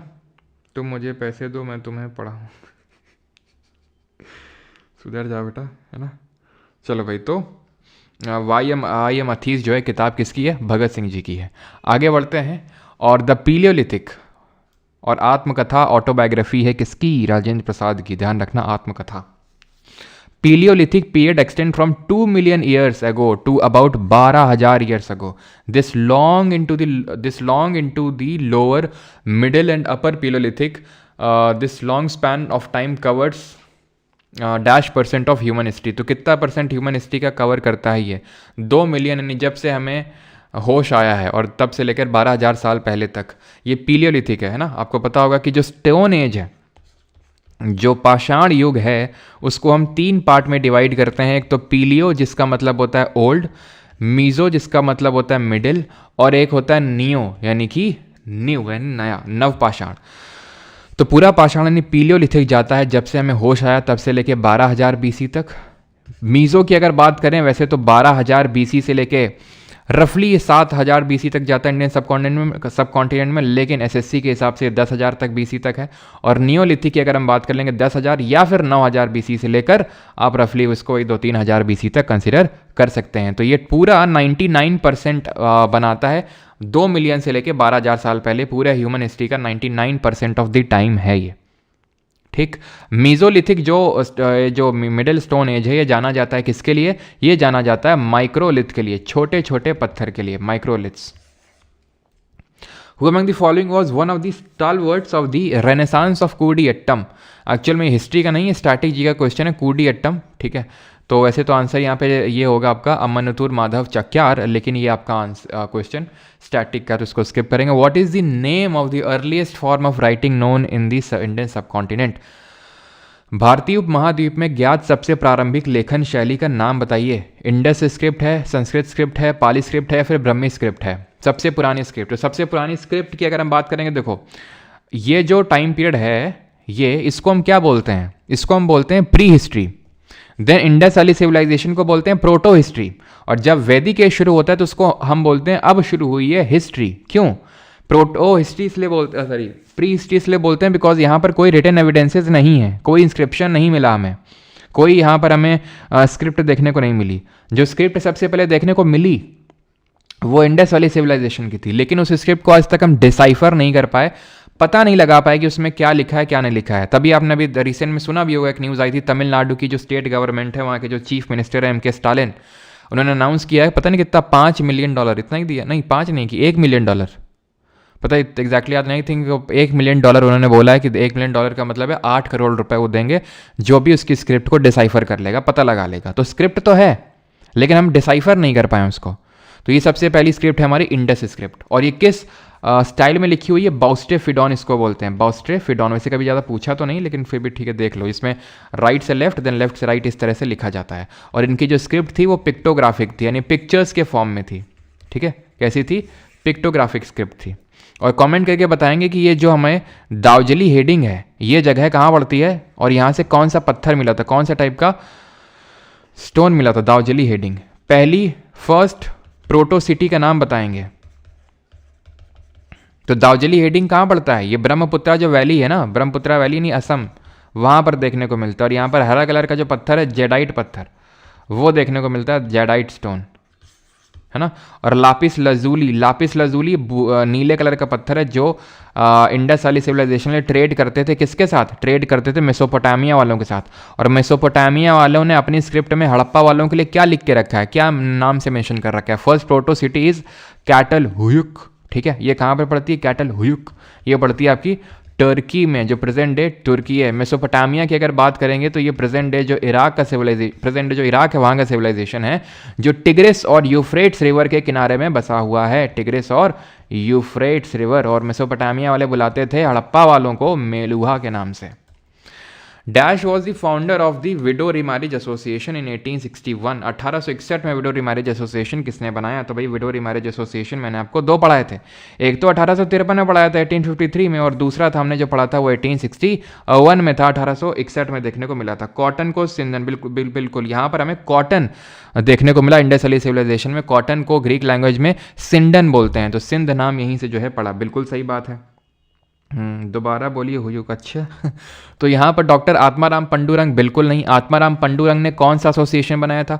देवेंद्रनाथ टैगोर ने कौन सी सभा बनाई थी? केशव चंद्र सेन ने क्या बनाया था? और महादेव गोविंद रानाडे ने आपका ये window remarriage association. MG Ranade नहीं, अगर आपको याद हो तो पूना सार्वजनिक सभा का भी गठन किया था। किस साल पूना सार्वजनिक सभा बनी थी? 1870 में, 1870 में। तो विडो रिमैरिज एसोसिएशन दो बने थे। 1853 वाला बनाया था विष्णु शास्त्री पंडित ने। ये कब बनाया था पंडित जी ने?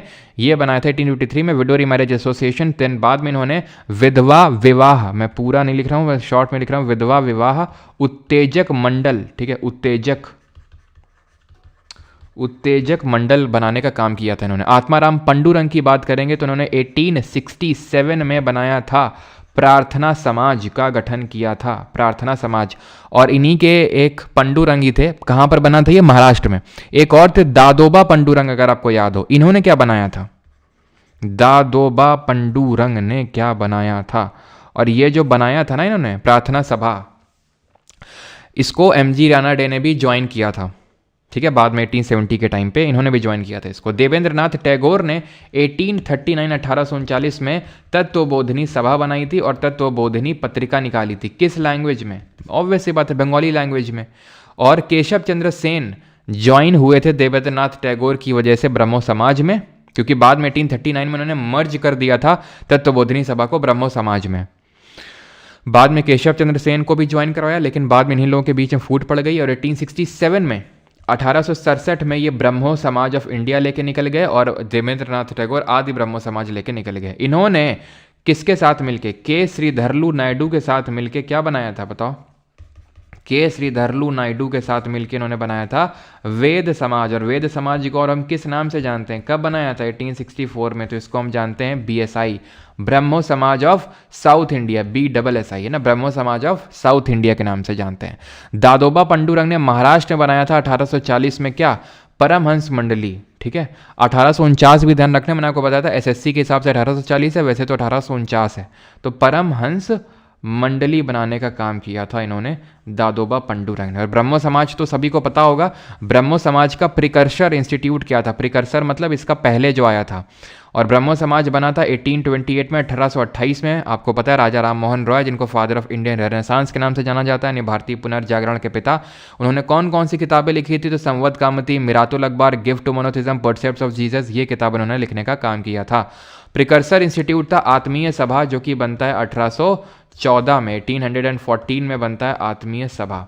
अगला क्वेश्चन ये रहा आपकी स्क्रीन पे। The system of Mahalwari was devised by, तो महालवाड़ी जो बंदोबस्त है ये किसने ये बंदोबस्त दिया था? Alexander Read, Richard Wellesley, Thomas Munro या फिर Holt Mackenzie? Sudhanshu, Anushka, Sanjana, Banashree, Jyotirmay, Lakshman, Sherlock Holmes, सबका सही है। हाँ, समझ लेते हैं। अब मन कर रहा है गले लग के आपके चुम्मी दी। क्या भाई लिख रहा है? रुलाएगा क्या?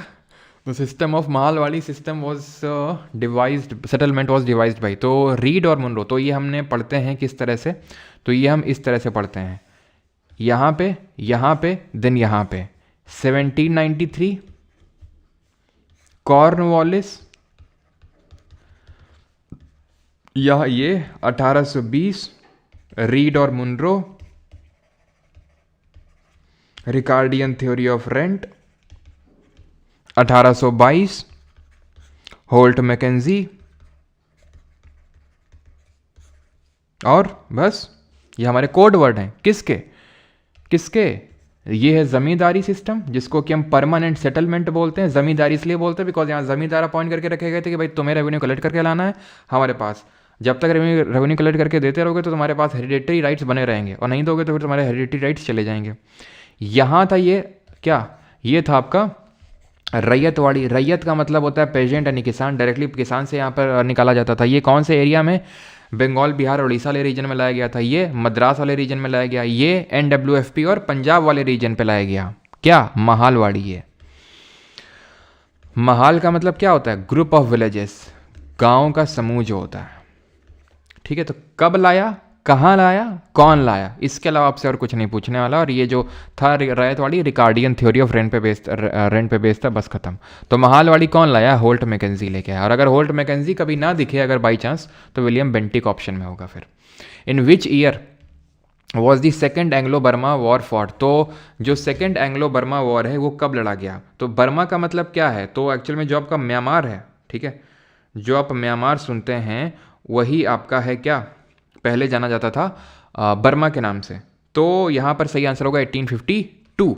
ऑप्शन नंबर बी सही आंसर होगा। पहला वाला कब हुआ था एंग्लो बर्मा वॉर, और उसके एंड में कौन सी ट्रीटी हुई थी?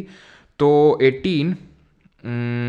1824 से लेकर 26 के टाइम पे हुआ था फर्स्ट एंग्लो बर्मा वॉर, और ट्रीटी ऑफ यंदाबू साइन हुई थी। ठीक है, ट्रीटी ऑफ यंदाबू साइन हुई थी इसके बाद में, फर्स्ट एंग्लो बर्मा वॉर के बाद में। ठीक है, ध्यान रखेंगे। और एक सेकंड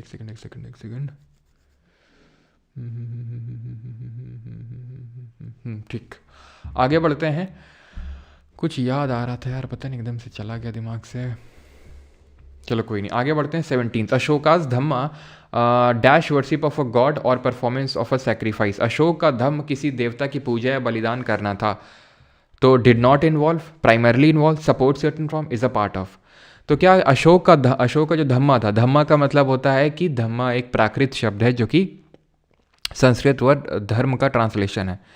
तो अशोक ने धम्मा का प्रिंसिपल दिया था, तो उसमें उन्होंने क्या बोला था कि भगवान की पूजा करनी चाहिए, सैक्रिफाइस करने चाहिए कि नहीं करनी चाहिए, तो उन्होंने मना किया था ये सब करने को। ये सारी चीज़ें हमें पता चलती हैं जो अशोका के क्या हैं, मेजर जो रॉक एडिक्ट है वहाँ से, कि भाई हमें सैक्रिफाइस नहीं करनी है, ठीक है, एनिमल स्लॉटर नहीं करना है, हमें ऐसा गॉड वगैरह की वर्शिप नहीं करना है, हमें लोगों की सेवा करनी है, वही अपने आप में वर्शिप है।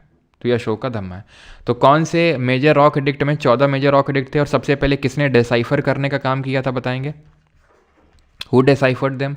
तो जो 13th वाला रॉक एडिक्ट है इसमें मेंशन्ड है किसके बारे में? कलिंग वॉर के बारे में, कलिंग युद्ध के बारे में इसमें मेंशन्ड है ना। पहला वाला में लिखा हुआ कि आपको एनिमल स्लॉटर नहीं करना है, ठीक है, फेस्टिवल गैदरिंग नहीं करनी है, ऐसा नहीं कि इकट्ठा हो गए तुरंत, ठीक है। और पहला और 13वां वाला ध्यान रखेंगे अच्छे से, ठीक है। और कमेंट बताइए कि अशोका को कितने साल बाद after his coronation Kalinga war लड़ा था, क्योंकि आपको पता है ना जब कलिंग युद्ध लड़ा था उन्होंने 261 BC में अशोक ने, तभी उन्होंने क्या किया था, बेरी घोषा को रिप्लेस करके क्या ले आए थे, बेरी घोषा को रिप्लेस करके धम्म घोष लेके आए थे। बेरी घोषा का मतलब होता है कॉन्केस्ट बाई वॉर, और ये होता है कॉन्केस्ट बाई हार्ट।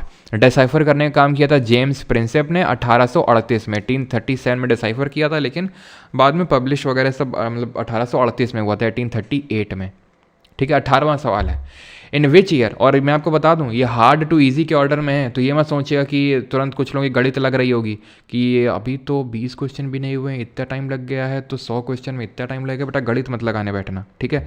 आखिरी के जो 30-40 सवाल है ना, एकदम 40-50 में बोलूँगा, एकदम खट खट खट खट, वो सब 10 मिनट के खेल है। वो मेन जो काम लग रहा है वो यहाँ पे लग रहा है, क्योंकि थोड़े से हार्ड टू इजी के ऑर्डर में पहला, और दूसरा जो इतनी चीज़ें हम पढ़ रहे हैं इसकी चीज़ें अब रिपीट होने वाली हैं, तो मैं फिर से वहाँ रिपीट नहीं करूँगा, तो इस वजह से गणित मत लगाना अपनी। ऑलराइट, चलो भाई, तो यहाँ पर सही आंसर क्या होगा? In which year was the Arms Act passed in India? तो भारत में शस्त्र अधिनियम किस वर्ष पारित किया गया था? तो हमने देखा था, हो गया वही खेल खत्म, लिटन, वो VPA आर्म्स एक्ट 1878, रिपील किसने किया था? रिपन ने। अब थोड़ी ना पढ़ना है। 1872 में क्या हुआ था? 1872 में पहली सेंसस हुई थी, किसके टाइम पे बताओ, जल्दी बताओ अच्छा, किसके टाइम पे पहली सेंसस हुई थी?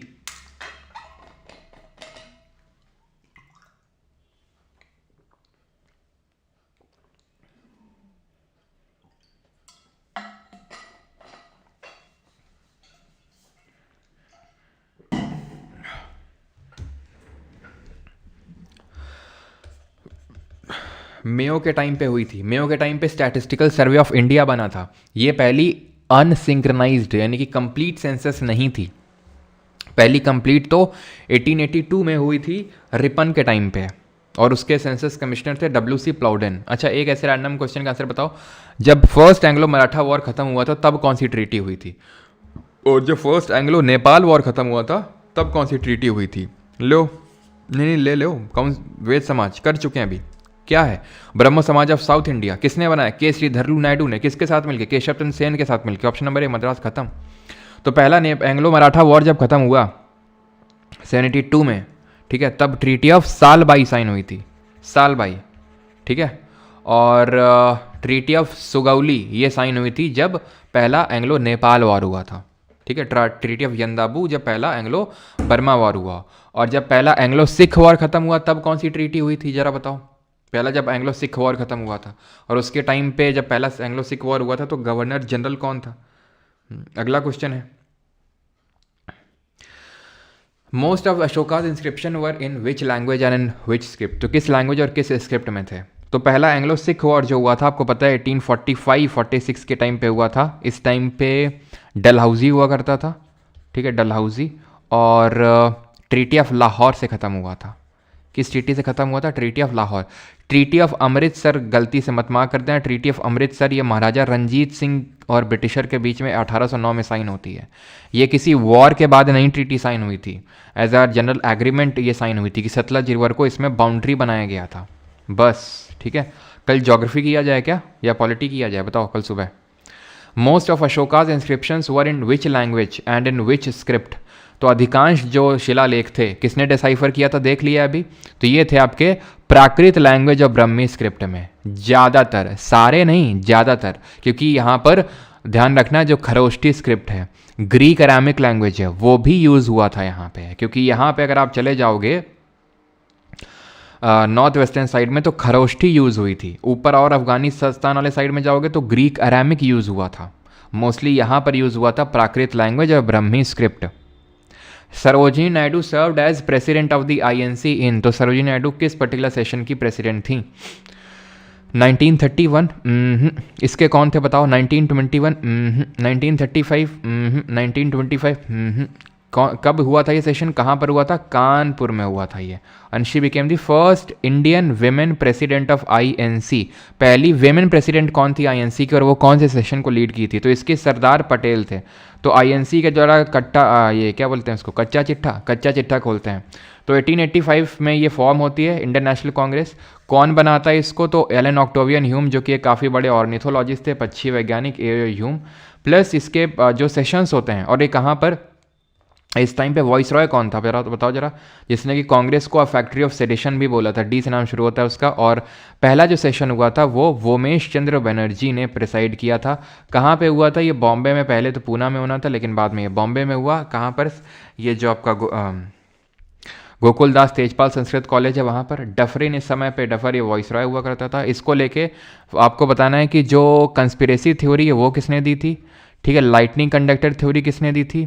और सबसे इंपॉर्टेंट है आपकी सेफ्टी वॉल्व थ्योरी, ये किसने दिया था? तो पहला सेशन हो गया। दूसरा सेशन किसने प्रिसाइड किया? 1886 में, ये कलकत्ता में हुआ था। ये आपका प्रिसाइड किया था दादा भाई नरोजी। दादा भाई नरोजी के रिगार्डिंग भी अभी हम सारी चीज़ें देखेंगे। तीसरा वाला जो हुआ था ये मद्रास में जाके हुआ था, और इसको बदरुद्दीन तैयब जी ने प्रिसाइड किया था, and became the first Muslim president of Congress 1887 में, 1887। चौथा सेशन हुआ था इलाहाबाद में जाके, यानी प्रयागराज। ये प्रयागराज है, तो यहाँ पे हुआ था सेशन, और ये सेशन को प्रिसाइड किया था जॉर्ज यूल ने, ठीक है, जॉर्ज यूल। और ये पहला ब्रिटिशर बना था जिसने कांग्रेस के सेशन को प्रिसाइड किया था 1888 में। कहाँ पर? तब ये इलाहाबाद होता था वहाँ पे, ठीक है। गांधी जी की अपीयरेंस हमें सबसे पहले कौन से सेशन में देखने को मिलती है? तो कंस्पिरेसी थ्योरी जो है RP दत्त देते हैं, ये लाइटिंग थ्योरी गोपाल कृष्ण गोखले देते हैं, और सेफ्टी वॉल थ्योरी जो है LLR यानी लाला लाजपत राय जी देते हैं। देन अगर हम बात करें कि 1901 में गांधी जी का सबसे पहले अपीयरेंस मिलता है, ऐसा नहीं कि ये गांधी जी ने प्रिसाइड किया था सेशन को, इस पहला जो सेशन जो गांधी जी ने प्रिसाइड किया था और वो एकमात्र सेशन था, वो कौन सा था बताइए जल्दी से। और कौन सा इंपॉर्टेंट है आपका 1896 का इंपॉर्टेंट है, क्यों इंपॉर्टेंट है बताओ। 1906 का इंपॉर्टेंट है, क्यों इंपॉर्टेंट है। 1907 का इंपॉर्टेंट है, क्यों इंपॉर्टेंट है बताओ। 1916 का इंपॉर्टेंट है, क्यों इंपॉर्टेंट है बताओ। ठीक है, और 1929 का इंपॉर्टेंट है, क्यों इंपॉर्टेंट है बताओ। 1931 का इंपॉर्टेंट है, क्यों इंपॉर्टेंट है बताओ। और 1947 का इंपॉर्टेंट है, क्यों इंपॉर्टेंट है बताओ। 1901 की अगर बात करेंगे, 1896 पे आते हैं, तो ये गांधी जी का पहला अपीयरेंस था। ठीक है, गांधी जी ने एकमात्र कांग्रेस के सेशन को प्रिसाइड किया था जो 1924 में हुआ था, बेलगांव में हुआ था। जब गांधी जी जेल से छूट के आए थे, तो बेलगांव कहाँ पड़ता है, कर्नाटक में पड़ता है। तो उस सेशन को गांधी जी ने प्रिसाइड करने का काम किया था, एकमात्र सेशन था ये। 1896 की अगर बात करेंगे तो यहाँ पर नेशनल सॉन्ग गाया गया था सबसे पहले, वंदे मातरम, जो बंकिम चंद्र चट्टोपाध्याय जी ने लिखा था।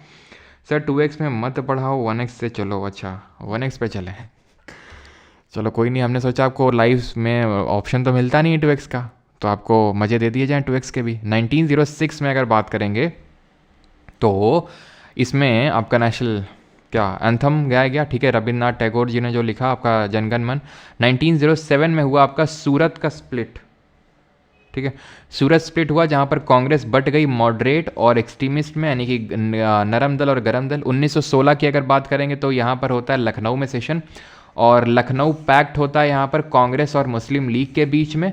ठीक है, इंडियन नेशनल कांग्रेस और मुस्लिम लीग के बीच में एक पैक्ट होता है, ज्ञापन होता है, प्लस यहाँ पर मॉडरेट और एक्सट्रीमिस्ट का क्या हो जाता है, रीयूनियन हो जाता है। इस सेशन को जो 1907 में हुआ था, इसको प्रिसाइड करते हैं कौन, इसको प्रिसाइड करते हैं रास बिहारी घोष, और इसको प्रिसाइड करते हैं अंबिका चरण मजूमदार। ठीक, 1929 में होता है लाहौर का अधिवेशन, जहां पर कांग्रेस अपना गोल डिक्लेयर करती है, पूर्ण स्वराज, कंप्लीट इंडिपेंडेंस। किसने इसको प्रिसाइड किया था।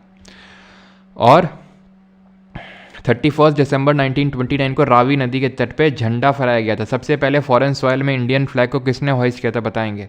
ये डिसाइड किया गया था 26 जनवरी 1930 को हम पहला इंडिपेंडेंस डे सेलिब्रेट करेंगे। ये डिसाइड किया गया था कि हम CDM लॉन्च करेंगे, सिविल डिसोबीडियंस मूवमेंट, और ये डिसाइड किया गया था कि हम पहली राउंड टेबल कॉन्फ्रेंस यानी कि गोलमेज सम्मेलन को बॉयकॉट करेंगे। 1931 वाला हुआ था कराची में, सरदार पटेल जी ने इसको प्रिसाइड किया था। यहाँ पर गांधी जी और इरविन के बीच में जो पैक्ट साइन हुआ था उसको एंडोर्स किया गया था, गांधी इरविन पैक्ट को एंडोर्स किया गया, प्लस CDM को टेम्पररी सस्पेंड करने की बात कही गई, और ये डिसाइड हुआ कि हम सेकेंड राउंड टेबल कॉन्फ्रेंस यानी दूसरी गोलमेज सम्मेलन में हिस्सा लेंगे। और आज़ादी के समय इंडियन नेशनल कांग्रेस के जो प्रेसिडेंट थे वो कौन थे, JB कृपलानी, आचार्य कृपलानी के नाम से जिनको जानते हैं, जिन्होंने पहला नो कॉन्फिडेंस मोशन पास किया था नेहरू जी के खिलाफ। ठीक, सेकंड RTC कब होती है 1931 में, पहली वाली कब होती है 1930 में, और तीसरी वाली होती है 1932 में। एक ही RTC थी जो तीनों लंदन में हुई थी, एक ही RTC थी जिसमें कि कांग्रेस और गांधी जी ने पार्टिसिपेट किया था, वो दूसरी वाली ही थी। ठीक है, एंड देन मैंने आपसे कुछ क्वेश्चन पूछा था यहाँ पर आई थिंक, और एक ध्यान रखना कराची में 2 रेजोल्यूशन अडॉप्ट किए गए थे, एक तो फंडामेंटल राइट मौलिक अधिकार को लेकर, और एक नेशनल इकोनॉमिक पॉलिसी को लेकर। ठीक है, और क्या क्वेश्चन पूछा था, लाहौर के सेशन को प्रिसाइड करने का काम किया था जवाहरलाल नेहरू ने। ठीक, और सबसे पहले बार नेशनल फ्लैग को होइस्ट करने का काम किसने किया था, मैडम भीखाजी कामा ने, स्टटगार्ट जर्मनी में। ठीक है, और उस झंडे को वापस कौन लाया था, उस झंडे को वापस लेके आए थे इंदुलाल याग्निक। ठीक है, इंदुलाल याग्निक उसको वापस लेके आए थे। बैंकिंग रेगुलेशन एक्ट कब पास हुआ था, तो ये पास हुआ था 1949 में। यही पावर देता है किसको, बिल्कुल सही है मोनिका, लक्ष्मण आदि, प्रोसिक्यूटर कृष्णा गुंजन। तो यहीं पे पास यही जो एक्ट है ये पावर देता है RBI को, जिसके थ्रू वो बैंकों को रेगुलेट करता है। हम जानते हैं कि RBI को हम बैंक ऑफ बैंक्स के नाम से जानते हैं, क्यों, क्योंकि वो बैंकों को रेगुलेट करता है, लेंडर ऑफ लास्ट रिसॉर्ट बोलते हैं इसको। तो एक्चुअल में यही एक्ट है जो पावर देता है। इसी RBI जो एक्ट है 1949 का, इसी के थ्रू RBI को नेशनलाइज किया गया था, 1949 में राष्ट्रीयकरण किया गया था, नेशनलाइज। ठीक है, 14 बैंकों का राष्ट्रीयकरण कब हुआ था कोई बता सकता है, क्योंकि अभी हमने इकोनॉमिक्स पढ़ा नहीं है तो इसलिए मैं आपसे दावे से नहीं पूछ सकता हूँ कि नहीं बताना ही पड़ेगा, लेकिन फिर भी अगर बता सकते हो तो बता दो। 1881 का जो सेंसस है which was undertaken on 17 Feb 1881 by, तो किसके द्वारा ये जो 1881 का सेंसस है ये अंडरटेक किया गया था, 1881 का। 1872 में हुआ था मेयो के टाइम पे। मेयो को मारा किसने था अंडमान निकोबार में? शेर अली अफरीदी ने, है ना। पहला सेंसस इनके टाइम पे हुआ था 1872, लेकिन वो कंप्लीट नहीं था, कंप्लीट रिपन के टाइम पे हुआ था 1881 में, 1881 में। और ये सेंसस कमिश्नर थे WC प्लाउडेन। जेम्स प्रिंसेप तो अशोका के इंस्क्रिप्शंस को डिसाइफर करने वाले थे।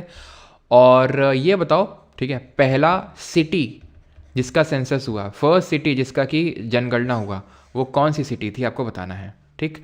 देन 14 बैंकों का राष्ट्रीयकरण हुआ था 1969 में इंदिरा गांधी जी के टाइम पे, ठीक है। थर्ड 5 ईयर प्लान इस टाइम पे नहीं चल रहा था, क्यों? क्योंकि खत्म हो गया था, इस टाइम पे प्लान हॉलीडे चल रहे थे, ठीक है। चलो, तो यहाँ पर अगर हम बात करेंगे तो फर्स्ट सिटी जो सेंसस हुआ था वो था आपका ढाका। और ये किसने किया था? हेनरी वॉल्टर ने। तो इसीलिए हेनरी वॉल्टर को फादर ऑफ इंडियन सेंसस बोलते हैं, बिकॉज पहली इंडियन सिटी जिसका सेंसस किया वो ढाका थी। और वो कब हुआ था? 1830 में, 1830 में ये हुआ था, फर्स्ट इंडियन सिटी। अगला सवाल है, that is 24, Bardoli Satyagraha took place in which year? तो बारडोली कब हुआ था? बारडोली गुजरात में पड़ती है, ये 1928 में हुआ था। और ये जो है किसने लीड किया था? तो सरदार पटेल जी ने इसको, सरदार वल्लभ भाई पटेल ने इसको लीड किया था।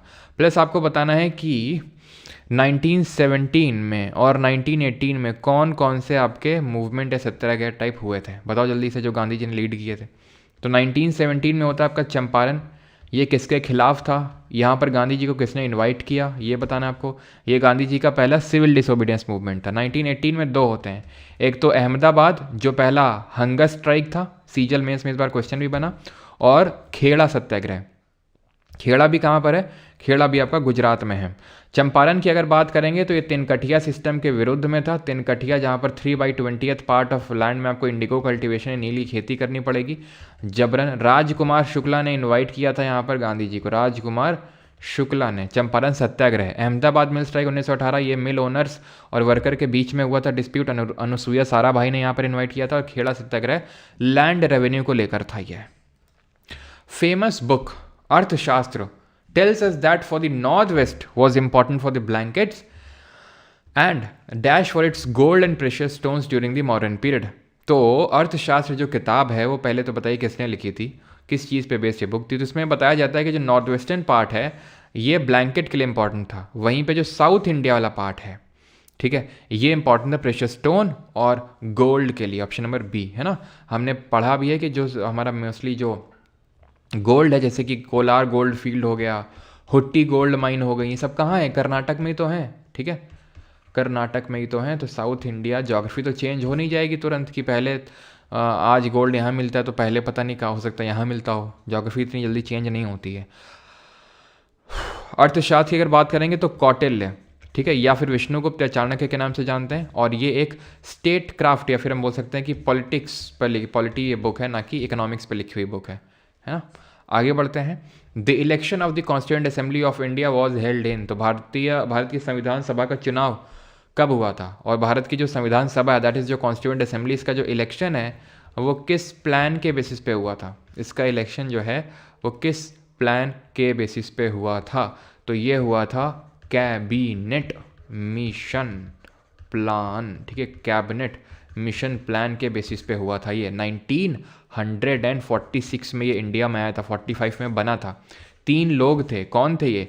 एवी अलेक्जेंडर, स्टेफर्ड क्रिप्स और पैथिक लॉरेंस। जो लॉरेंस थे ये इसके चेयरमैन थे।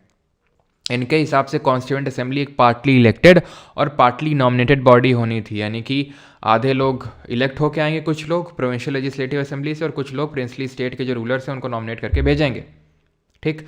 चुनाव होते हैं जुलाई 1946 में, 1946 में। और बताएंगे आप कमेंट में कि जो पहली सिटिंग है वो कब होती है कॉन्स्टिट्यूएंट असेंबली की। Megasthenes wrote about Patliputra saying that it is a large and beautiful city that is surrounded by 570 towers and how many gates। तो पाटलिपुत्र के बारे में मेंशन करके रखा मेगास्थनीज ने कि अभी 570 टावर खड़े हुए थे और कितने गेट थे यहाँ पे, बताओ जल्दी से। तो फर्स्ट सिटिंग जो होती है 9 दिसंबर 1946 को होती है। और ऑब्जेक्टिव रेजोल्यूशन कब पास होता है? तो जब पॉलिटी पढ़ेंगे तो वहाँ पे इसके बारे में देखेंगे डीप में, ठीक है। अभी के लिए मेगास्थनीज कौन था? इसने अपनी किताब बताना आपको कौन सी बुक थी? ये ग्रीक एम्बेसडर था जिसको किसने भेजा था? इसको भेजा था सेलिकस निकेटर ने। किसके कोर्ट में? चंद्रगुप्त मौर्य के कोर्ट में। सेलिकस निकेटर चंद्रगुप्त के कोर्ट में आया था। सेलिकस निकेटर कौन था? सेलिसिड एम्पायर का रूलर था। सेलिसिड डायनेस्टी यहाँ पर रूल कर रही थी। अलेक्जेंडर द ग्रेट इसको यहाँ पर छोड़ के गया था। बुक लिखी थी मेगास्थनीज ने जिसका नाम है इंडिका। और इस इंडिका किताब में इसने कितने वर्णों में कितने वर्ण में इंडियन सोसाइटी को डिवाइड किया है कि कितने यहाँ पर वर्ण पाए जाते हैं, कितने क्लासेस है। तो 64 गेट इसने बताया, 64 गेट, 570 टावर और 64 गेट। इंडिका में इसने बता रखा है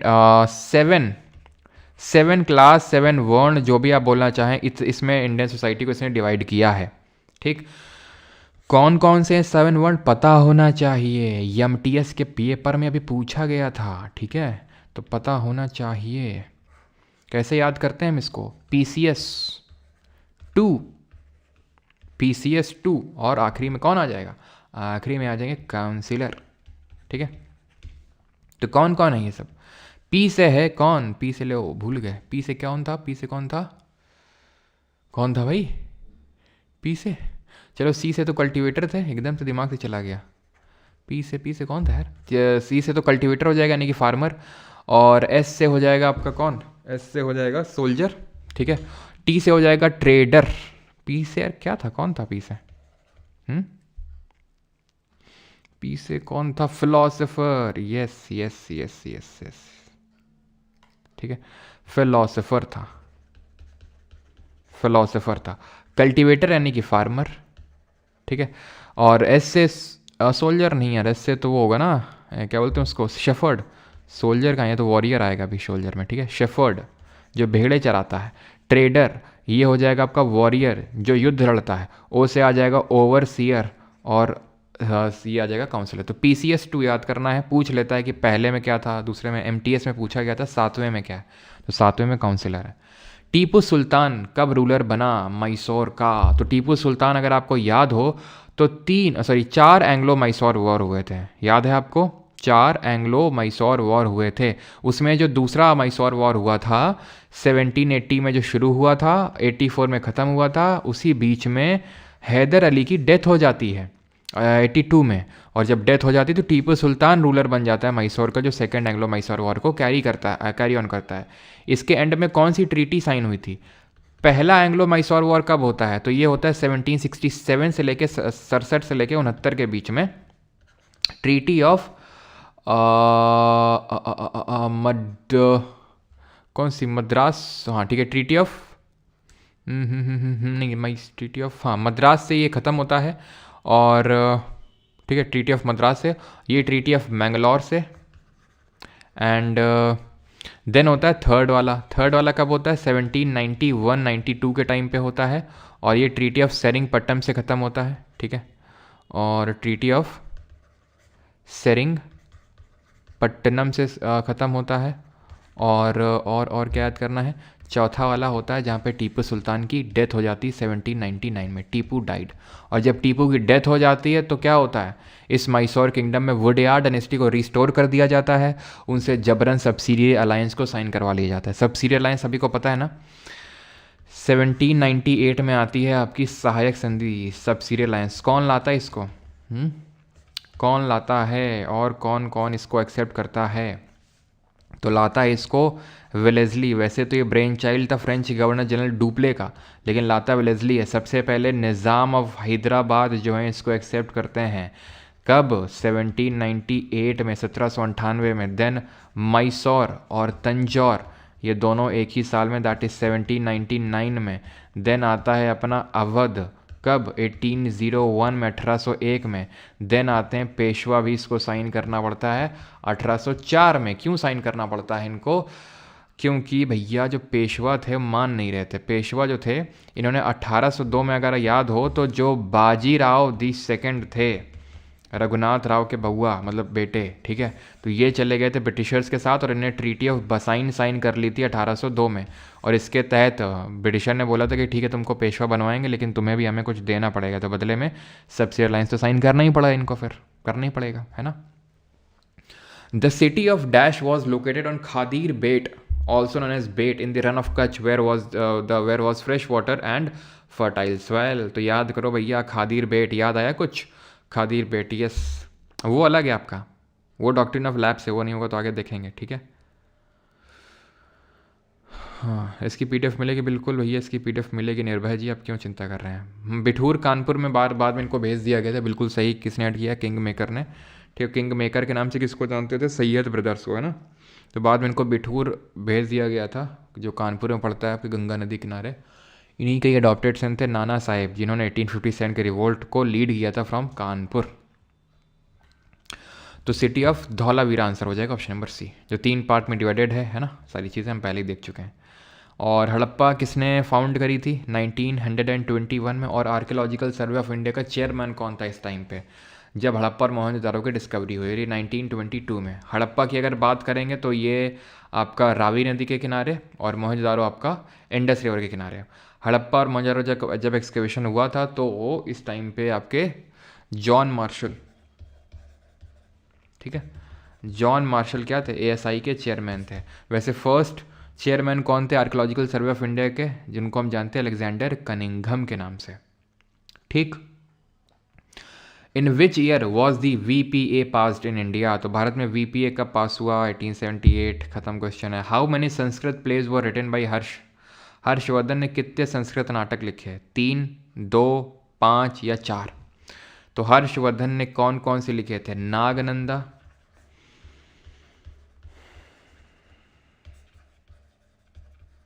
प्रियदर्शिका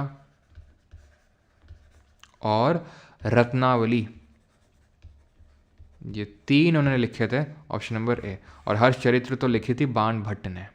हर्षवर्धन का टेन्योर पढ़ चुके हैं 606 से लेकर 647 AD, बाकी सब कुछ पहले ही हम देख चुके हैं। मोस्ट ऑफ अशोका इंस्क्रिप्शन किस लैंग्वेज और किस स्क्रिप्ट में थे? अगेन रिपीटेड क्वेश्चन है। प्राकृत लैंग्वेज और Brahmi script, option number B. Decipher James Prinsep ने किए थे। कमेंट करके बताएंगे कौन से माइनर रॉक एडिक्ट थे, कौन से माइनर रॉक एडिक्ट थे जिसमें कि अशोक का नाम अशोक मेंशन्ड है, ठीक है। 4 थे। अशोक का नाम अशोक मेंशन्ड है, देवनामी पियादसी हर जगह मेंशन्ड है, लेकिन इन 4 में देवनामी पियादसी अशोक मेंशन्ड है। तो ब्रह्मगिरी कर्नाटक में, निट्टूर, ठीक है, और एक तो आपका ये क्या बोलते हैं गुज्जर, ये दोनों कर्नाटक में, ब्रह्मगिरी निट्टूर, और एक और है जो कर्नाटक में है, रिकॉल कर सकता है कोई? और गुज्जर आपका एमपी में, ब्रह्मगिरी, निट्टूर, और एक कौन सा था यार, मस्की, ठीक है, मस्की। ये सब कहाँ है आपके? कर्नाटक में, जहाँ पर अशोक का नाम देवनामी पियादसी अशोक मेंशन्ड है। आगे बढ़ते हैं, अगला क्वेश्चन करेंगे। यस, कादम्बरी भी बाण भट्ट ने लिखी थी, जिन्होंने हर्षचरित्र लिखी थी, वो उन्होंने कादम्बरी भी लिखी थी। 33 who was the founder of the Satavahana dynasty in India? तो भारत में सातवाहना जो वंश था, राजवंश था, उसके फाउंडर कौन थे? पुष्यमित्र शुंग, चंद्रगुप्त द सेकंड, मियांडर या फिर सिमुक? सातवाहना, तो ध्यान रखेंगे सातवाहना के फाउंडर थे Simuka Satavahana, option number D is the correct answer. Pushyamitra Shunga की अगर बात करेंगे तो उन्होंने शुंग वंश की स्थापना करी थी। चंद्रगुप्त सेकंड के बारे में बता दी। सातवाहना डायनेस्टी ने सबसे पहले लेड क्वाइंस की शुरुआत करी थी, यानी सिक्के जो शीशे यानी कि लेड के बने हुए थे। प्लस इनके जो सबसे ग्रेटेस्ट रूलर थे उनका नाम था गौतमी पुत्र सतकर्णी, इनका नाम था।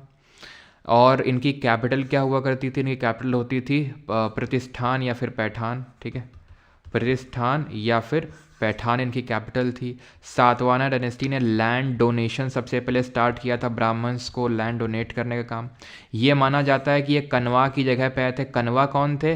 तो कनवा माना जाता है कि ये शुंगा को हरा के आए थे। समझ रहे हैं आप? तो पुष्यमित्र शुंगा फाउंडर थे शुंग के, और आखिरी रूलर थे देवभूति। आखिरी रूलर कौन थे इनके? देवभूति। तो देवभूति को हराने का काम किया था वासुदेव कनवा ने, और कनवा डायनेस्टी के फाउंडर माने जाते हैं ये, ठीक है, वासुदेव कनवा। और कनवा को बोला जाता है शुंग भृत्या। पुराणों में इनको लिखा, सॉरी ऐसे ही मतलब नॉर्मली बोला जाता है शुंग भृत्या। शुंग भृत्या का मतलब है शुंगों के ये स्लेव्स थे, उनके अंडर में काम करते थे। चंद्रगुप्त सेकंड, इनके बारे में नहीं होगा तो आगे देखेंगे अभी, बिकॉज बहुत सारी चीज़ें इनके रिगार्डिंग देखने के, ठीक है। मियांडर के बारे में अगर बात करेंगे तो मियांडर कौन थे? ग्रीक राजा थे जिनको मिलिंद के नाम से जानते हैं। और इन्हीं पे बेस्ड है मिलिंद पन्हो। मिलिंद पन्हो में ये बताया गया है कि मेंडर यानी मिलिंद और नागसेन या फिर नागार्जुना के बीच में डायलॉग हुए हैं, जहाँ पर मिलिंद ने नागसेन से सवाल पूछे, नागसेन ने आंसर दिए, बाद में मेंडर कन्वर्ट हो गए हैं। ठीक। और अगर हम इंडो ग्रीक्स की बात करें तो इंडो ग्रीक्स वही थे जिन्होंने सबसे पहले इंडिया में एक तो गोल्ड कॉइन्स को इंट्रोड्यूस किया, सोने के सिक्कों को इंट्रोड्यूस किया, plus coins attributed to kings, coins attributed to kings, जिसमें कि ठप्पा लगा हुआ है राजा का, वो वाले कॉइन्स जिन्होंने शुरू किए थे इंडो ग्रीक्स ने। इंडो ग्रीक्स के बाद अगर हम बात करेंगे तो सबसे pure form of gold coins, सबसे प्योर गोल्ड कॉइन्स और largest hold of gold coins, ये कुशांस ने इंट्रोड्यूस करने का काम किया था। अभी सवाल पूछा था मेंस में कि किसकी सेकंड कैपिटल थी कुशान की, मथुरा। तो Mathura was the second capital of Kushans. पहली क्या थी? पुरुषपुरा, जो अभी पेशावर है, तो वो पहली कैपिटल थी। कुशान के टाइम पे सबसे प्योर गोल्ड कॉइन और largest hold of gold coin introduce होता है। देन एक और क्वेश्चन बना मेंस पे कि भाई कनिष्क कौन से नंबर के रूलर थे? तो सबसे पहले रूलर थे इसके आपके कुजुल कडफिशेस, देन विमा कडफिशेस एंड देन कनिष्क आते हैं इसमें। तो तीसरे नंबर के रूलर थे Kanishka. Sardar Patel served as the president of the Congress in, तो अभी देखा था 1931 में, और 1935 में आपका एक गवर्नमेंट ऑफ इंडिया एक्ट आया था, याद है? इसने क्या क्या किया था जरा बताएंगे कमेंट में, इन विच ईयर। और एक और कांग्रेस का सेशन इंपॉर्टेंट है भाई 1906 का। क्यों इंपॉर्टेंट है जरा बताएंगे? 1906 वाला, वो तो 1907 हमने देखा था सूरत स्प्लिट, उससे पहला वाला जो 1906 का, ये क्यों इंपॉर्टेंट है? ट्रीटी ऑफ अमृतसर कब साइन होती है? हमने देखा था 1809 में होती है, महाराजा रंजीत सिंह और ब्रिटिशर्स के बीच में। 1906 में कैलकाटा सेशन होता है कांग्रेस का, जिसको प्रिसाइड करते हैं कौन? दादा भाई नौरोजी, जहां पर 4 चीज़ों को लेकर रेजोल्यूशन लिए जाते हैं। वो 4 चीज़ें क्या हैं? वो 4 चीज़ें स्वदेशी, बॉयकॉट, ठीक है, स्वदेशी हो गया, बॉयकॉट हो गया एंड नेशनल एजुकेशन हो गया, और चौथा जरा बता दीजिए क्या था? स्वदेशी, बॉयकॉट, नेशनल एजुकेशन, और चौथा क्या था? देन अगर हम बात करेंगे तो नौरोजी जी के regarding, he was the first British Indian member of, first Indian जो ब्रिटिश मेंबर ऑफ पार्लियामेंट बने। रस्त गोफ्तार पारसी कम्युनिटी के लिए इन्होंने लिखा। इन्होंने ड्रेन थ्योरी के बारे में बताया अपनी किताब poverty and British rule in India में। इन्होंने ईस्ट इंडिया एसोसिएशन की स्थापना करी 1866, 1866 में ईस्ट इंडिया एसोसिएशन बनाया। इनको grand old man of India के नाम से जानते हैं। सबसे पहले नेशनल इनकम यानी जो राष्ट्रीय आय उसका देने का काम किया। सबसे पहले पॉवर्टी लाइन इन्होंने दी थी। प्लस इन्होंने रहनुमाई मजदयान सभा बनाने का काम किया था। किसके साथ मिलकर रहनुमाई मजदयान सभा बनाए थे इन्होंने? SS बंगाली और नौरोजी फुरदोन जी के साथ मिल के। ये चीज़ें फैक्ट आपको ध्यान में रखनी हैं, ठीक है? तो स्वदेशी, बॉयकॉट, नेशनल एजुकेशन और स्वराज, इन 4 चीज़ों को लेके रेजोल्यूशन लिए गए थे, ठीक है? और इन्होंने एक न्यूज़पेपर भी निकाला था, अगर आपको याद हो, वॉइस ऑफ इंडिया, ठीक? तो ये ध्यान याद हो गया अभी। विच of the following modern inscription is not located in the present day India?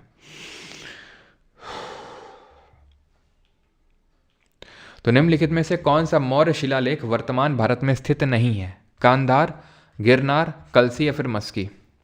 तो मॉडर्न इंस्क्रिप्शन मेनली तो अगर हम देखें, मस्की देखा था अभी, कहाँ पर है? कर्नाटक में। कलसी कहाँ पर है?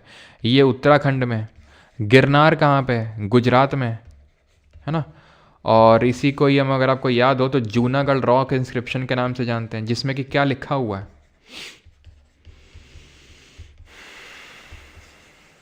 कांदाहार है। ये कहाँ पड़ता है? ये आपका अफगानिस्तान में पड़ता है, कांदाहार।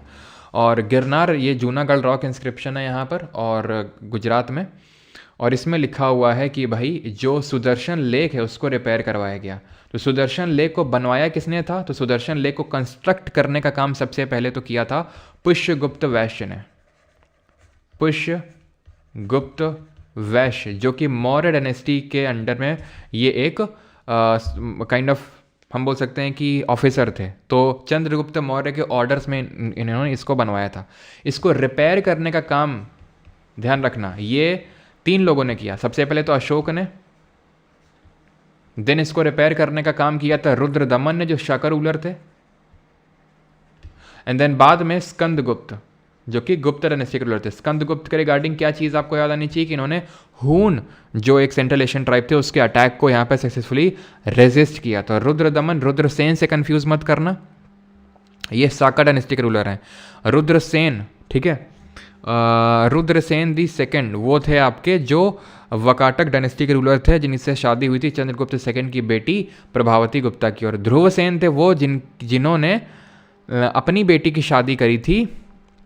ये ध्रुवसेन थे मैत्रक वंश के रूलर थे, जिन्होंने हर्षवर्धन ने अपनी बेटी की शादी उनके साथ करी थी। ठीक है, तो ये चीज़ आपको ध्यान रखनी है। क्लियर है यहाँ तक? आगे बढ़ें। विच of the following act allowed detention of political prisoner without trial for 2 year? निम्नलिखित में से किस अधिनियम ने राजनीतिक कैदियों को बिना मुकदमे के 2 साल तक हिरासत में रखने की अनुमति दी? Rowlatt Act, Arms Act, Government of India Act 1935 है वीपीए। वीपीए तो है नहीं, वर्नाकुलर प्रेस एक्ट का मतलब है लोकल लैंग्वेज को जो न्यूज़पेपर है उसमें सैंक्शंस लगाए गए थे। इस पर्टिकुलर एक्ट ने क्या किया था, इसने डायरकी हटा दी थी। कहाँ से? डायरकी को रिमूव किया था प्रोविंसेस से और ले आया था कहाँ पर? सेंटर में। प्रोविंसेस को बाई कैमरल लेजिस्लेचर दिया था, एक ऑल इंडिया फेडरेशन बनाने की मांग रखी थी इसने, और प्रोविंसेस को ऑटोनॉमी दी थी। रॉलेट एक्ट ये है जिसको कि हम एनार्कियल एंड रेवोल्यूशनरीज क्राइम्स एक्ट बोलते हैं। एनार्कियल एंड रेवोल्यूशनरीज क्राइम्स एक्ट, इसमें 2 साल के लिए बिना ट्रायल के जेल था, जिसको कि गांधी जी ने ब्लैक एक्ट बोला। और इसके अगेंस्ट में एक सत्याग्रह भी लॉन्च कर दिया, जो गांधी जी का पहला इंडिया में ऑल इंडिया लेवल का सत्याग्रह था। इसी सत्याग्रह की वजह से क्या होता है, इसी सत्याग्रह की वजह से जब स्टार्ट करते हैं गांधी जी, है ना, रॉलेट सत्याग्रह, इन्होंने क्या किया उसके लिए उन्होंने, गांधी जी ने स्वराज सभा बनाई। ठीक है, और ये स्वराज सभा जो इन्होंने बनाई 1920 में, ये कैसे बनाई इन्होंने? तो इसमें 1919 में इन्होंने जो होम रूल लीग है जो बाल गंगाधर तिलक ने बनाई थी, उसमें उसके यंगर मेंबर्स को लेकर इन्होंने स्वराज सभा का गठन किया था। किसने? गांधी जी ने। और सैफुद्दीन किचलू और डॉक्टर सत्यपाल की अरेस्ट हुई थी यहाँ पर। सैफुद्दीन और सत्यपाल जी की अरेस्ट हुई थी, जिसके चलते लोगों ने इसका प्रोटेस्ट किया। और 13 अप्रैल को हमें पता है कि जलियांवाला बाग मैसेकर होता है, क्योंकि इस दिन बैसाखी का भी दिन था। और इन दोनों लोगों की अरेस्ट को प्रोटेस्ट करने के लिए भी लोग इकट्ठा हुए थे जलियांवाला बाग अमृतसर में। अमृतसर जो शहर है, अमृतसर जो सिटी है, वो किस सिख गुरु ने बनाई थी, जरा बताएंगे? During the ancient period in India the term sandhi vigrahika was use to refer which of the following? तो प्राचीन भारत में प्राचीन काल में संधि विग्राहिका शब्द का प्रयोग निम्नलिखित में से किसके लिए किया जाता है, ये आपसे पूछा है, बताओ।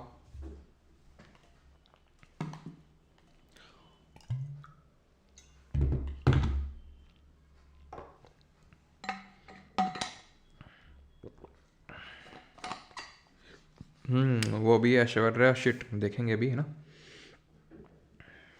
वो देखेंगे भी आगे, है ना क्वेश्चन, इसलिए मैंने नहीं बताया वो।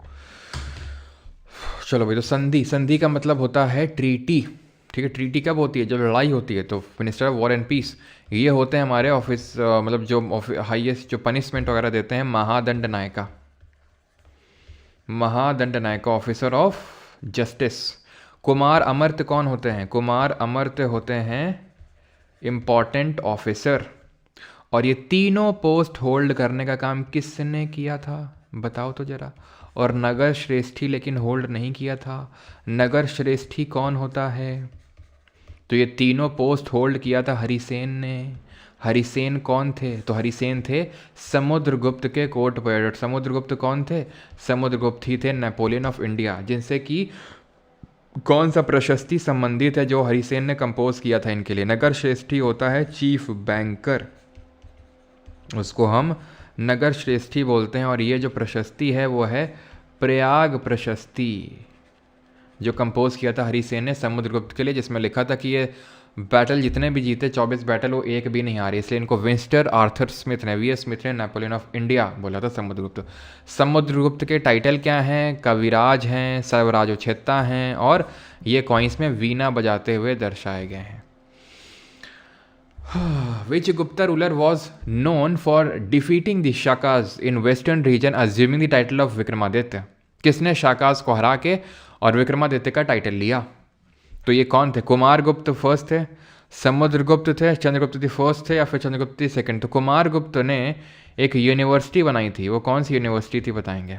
समुद्रगुप्त की रिगार्डिंग तो देख चुके हैं अभी।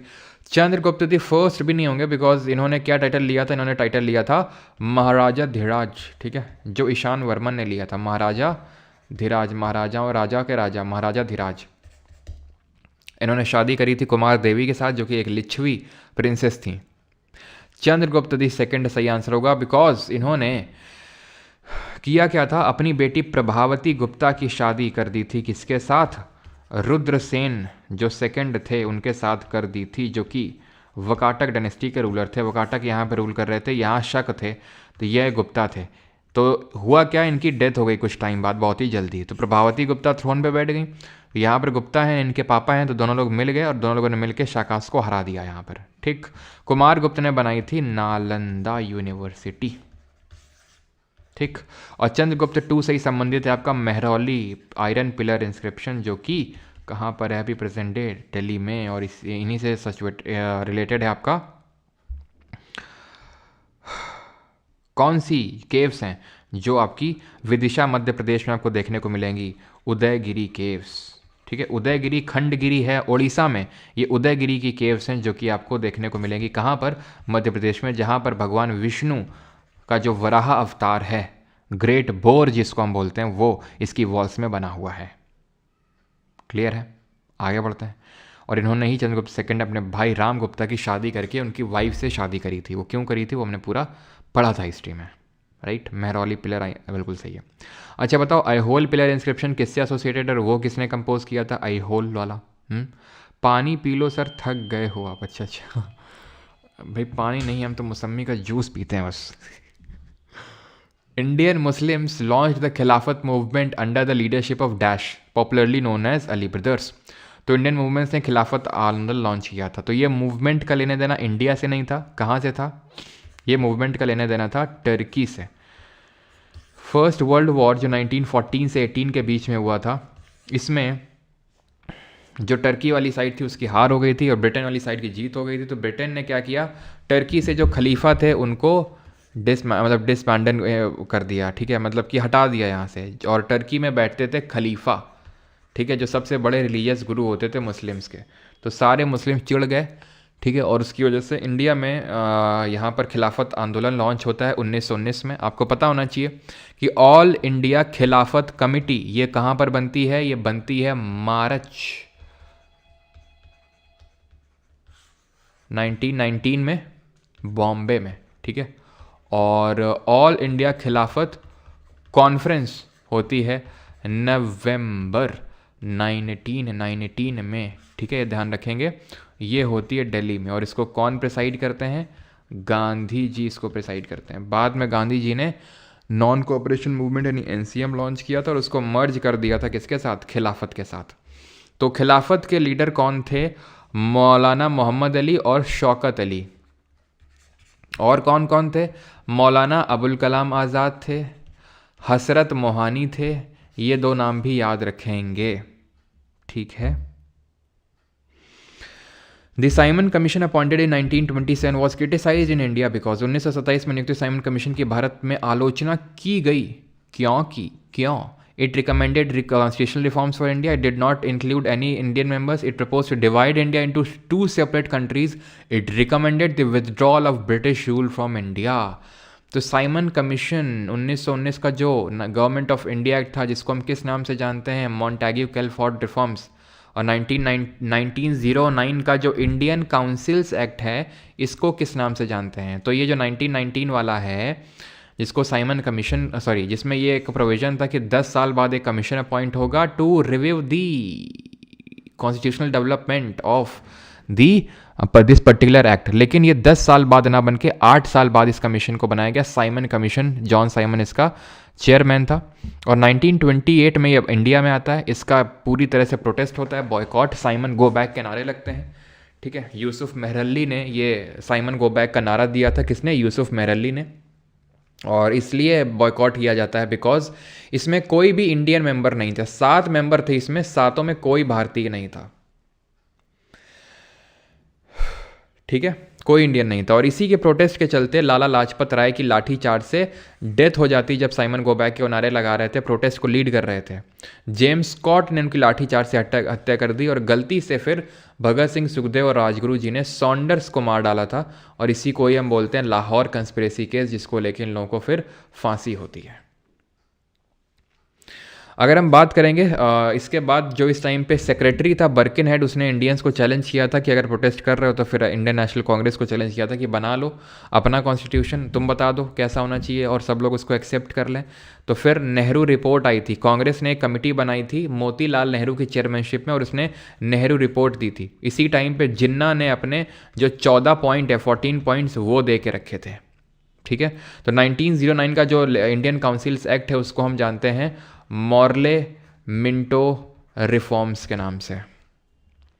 Which ancient text attributed to the sage Vyas is a central epic of ancient Indian and consists of 1 lakh verses and in 18 पर्व यानी कि बुक। तो ऋषि व्यास द्वारा रचित, कौन क्या रचित है ऋषि व्यास द्वारा? तो ये है आपकी महाभारत। महाभारत को इंग्लिश में किसने कन्वर्ट किया?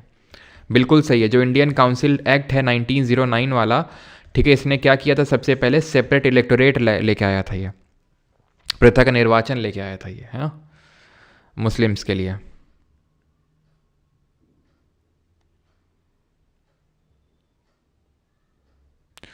परी शर्मा, तो फिर रिवीजन की कमी है और रिवीजन करिए फिर, ठीक है। ऐसे तो है नहीं कि सारे ही आपके सही हो जाएंगे, इसीलिए तो हम ये कर रहे हैं सेशन को, ताकि जो आपको नहीं आ रहा, जो आपके लूप होल्स लग रहे हैं कि भाई ये क्वेश्चन तो हमसे बन ही नहीं रहा है, तो उसको आप और अच्छे से रिवाइज़ करें, बार बार रिवाइज़ करें। तो इसीलिए तो हम ये सेशन कर रहे हैं, ठीक है। तो ज़रा फोकस के साथ, और जो भी आपको नहीं आ रहा उसका स्क्रीनशॉट लेते चलो या उसको लिखते चलो कि ये चीज़ मुझे नहीं आता, देन उसका रिवीजन करो, है ना, वो चीज़ आप हल करेगी।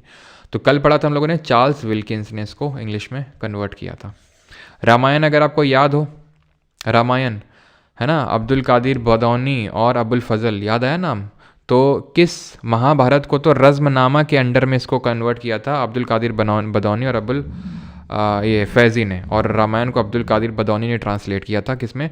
दोनों पर्शियन लैंग्वेज में कन्वर्ट हुई थी। अगला है was the founder of the खुदाई, और ये बताओ किसने वेदांत बनाया था? वेदांत जो सोसाइटी है किसने, वेदांत कॉलेज किसने डेवलप किया था? और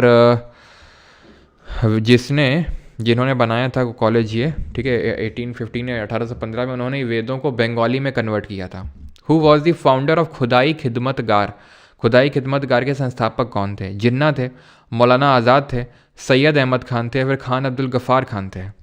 तो मोहम्मद अली जिन्ना तो नहीं था, ठीक है, जिन्ना नहीं था, ठीक है। जिन्ना को तो बस एक काम के लिए जानते हैं, वह डायरेक्ट एक्शन डे 16 अगस्त 1946, जिसके बारे में कल मैंने आपको बताया भी था। मौलाना आज़ाद की अगर बात करेंगे तो देश के पहले शिक्षा मंत्री थे ना, फर्स्ट एजुकेशन मिनिस्टर, सबसे यंगेस्ट प्रेसिडेंट वही बने थे कांग्रेस के। सैयद अहमद खान, इन्होंने चलाया था अलीगढ़ मूवमेंट।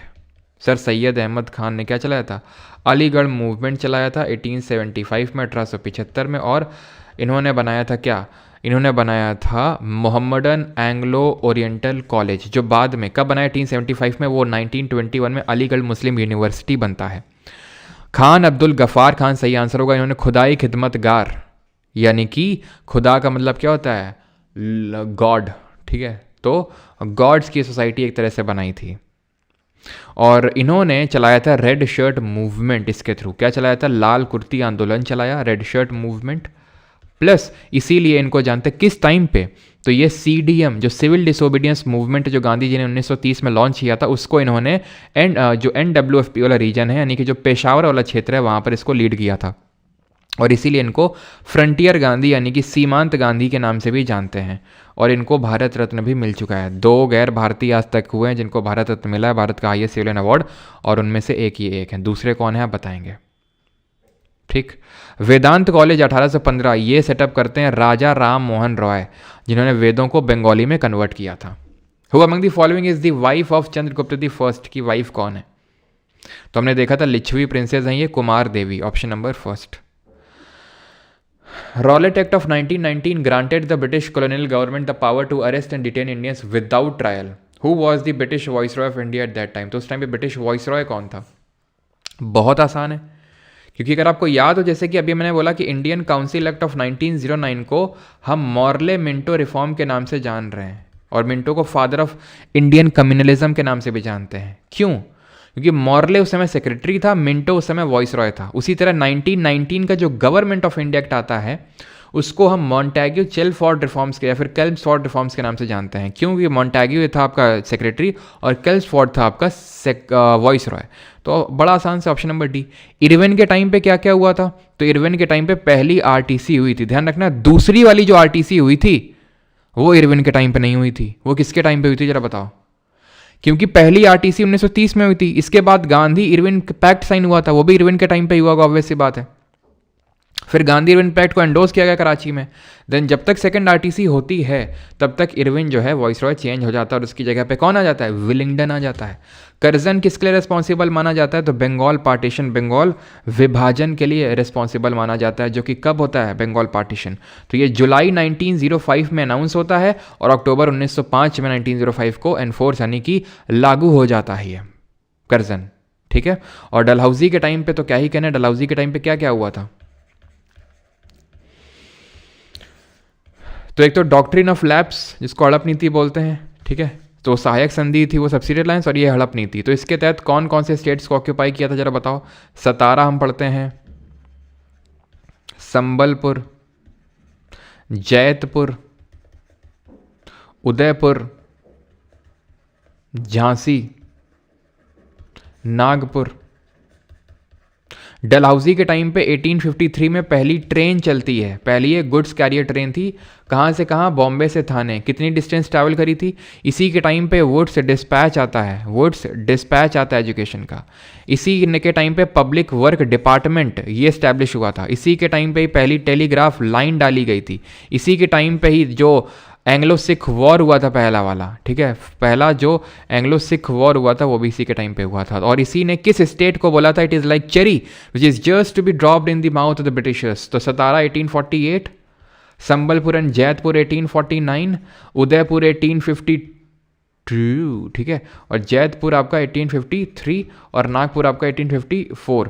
फर्स्ट अगर बात करेंगे ट्रेन तो ये बॉम्बे से लेकर थाने के बीच में चली थी, और पहली टेलीग्राफ लाइन और पहला जो सिख वॉर है वो तो बता दिया। और हाँ, इसने अवध को बोला था क्या कि इट इज़ लाइक चेरी, जो कि बस गिरने वाली है। अवध की अगर बात करेंगे तो 1801 में सब्सिडी अलायंस साइन किया, और 1856 में जिस साल ये डलहौजी यहाँ से गया उसी साल जो है ये पूरी तरह से ब्रिटिशर्स के कब्जे में आ गया। यहाँ का आखिरी नवाब कौन था जरा बताना?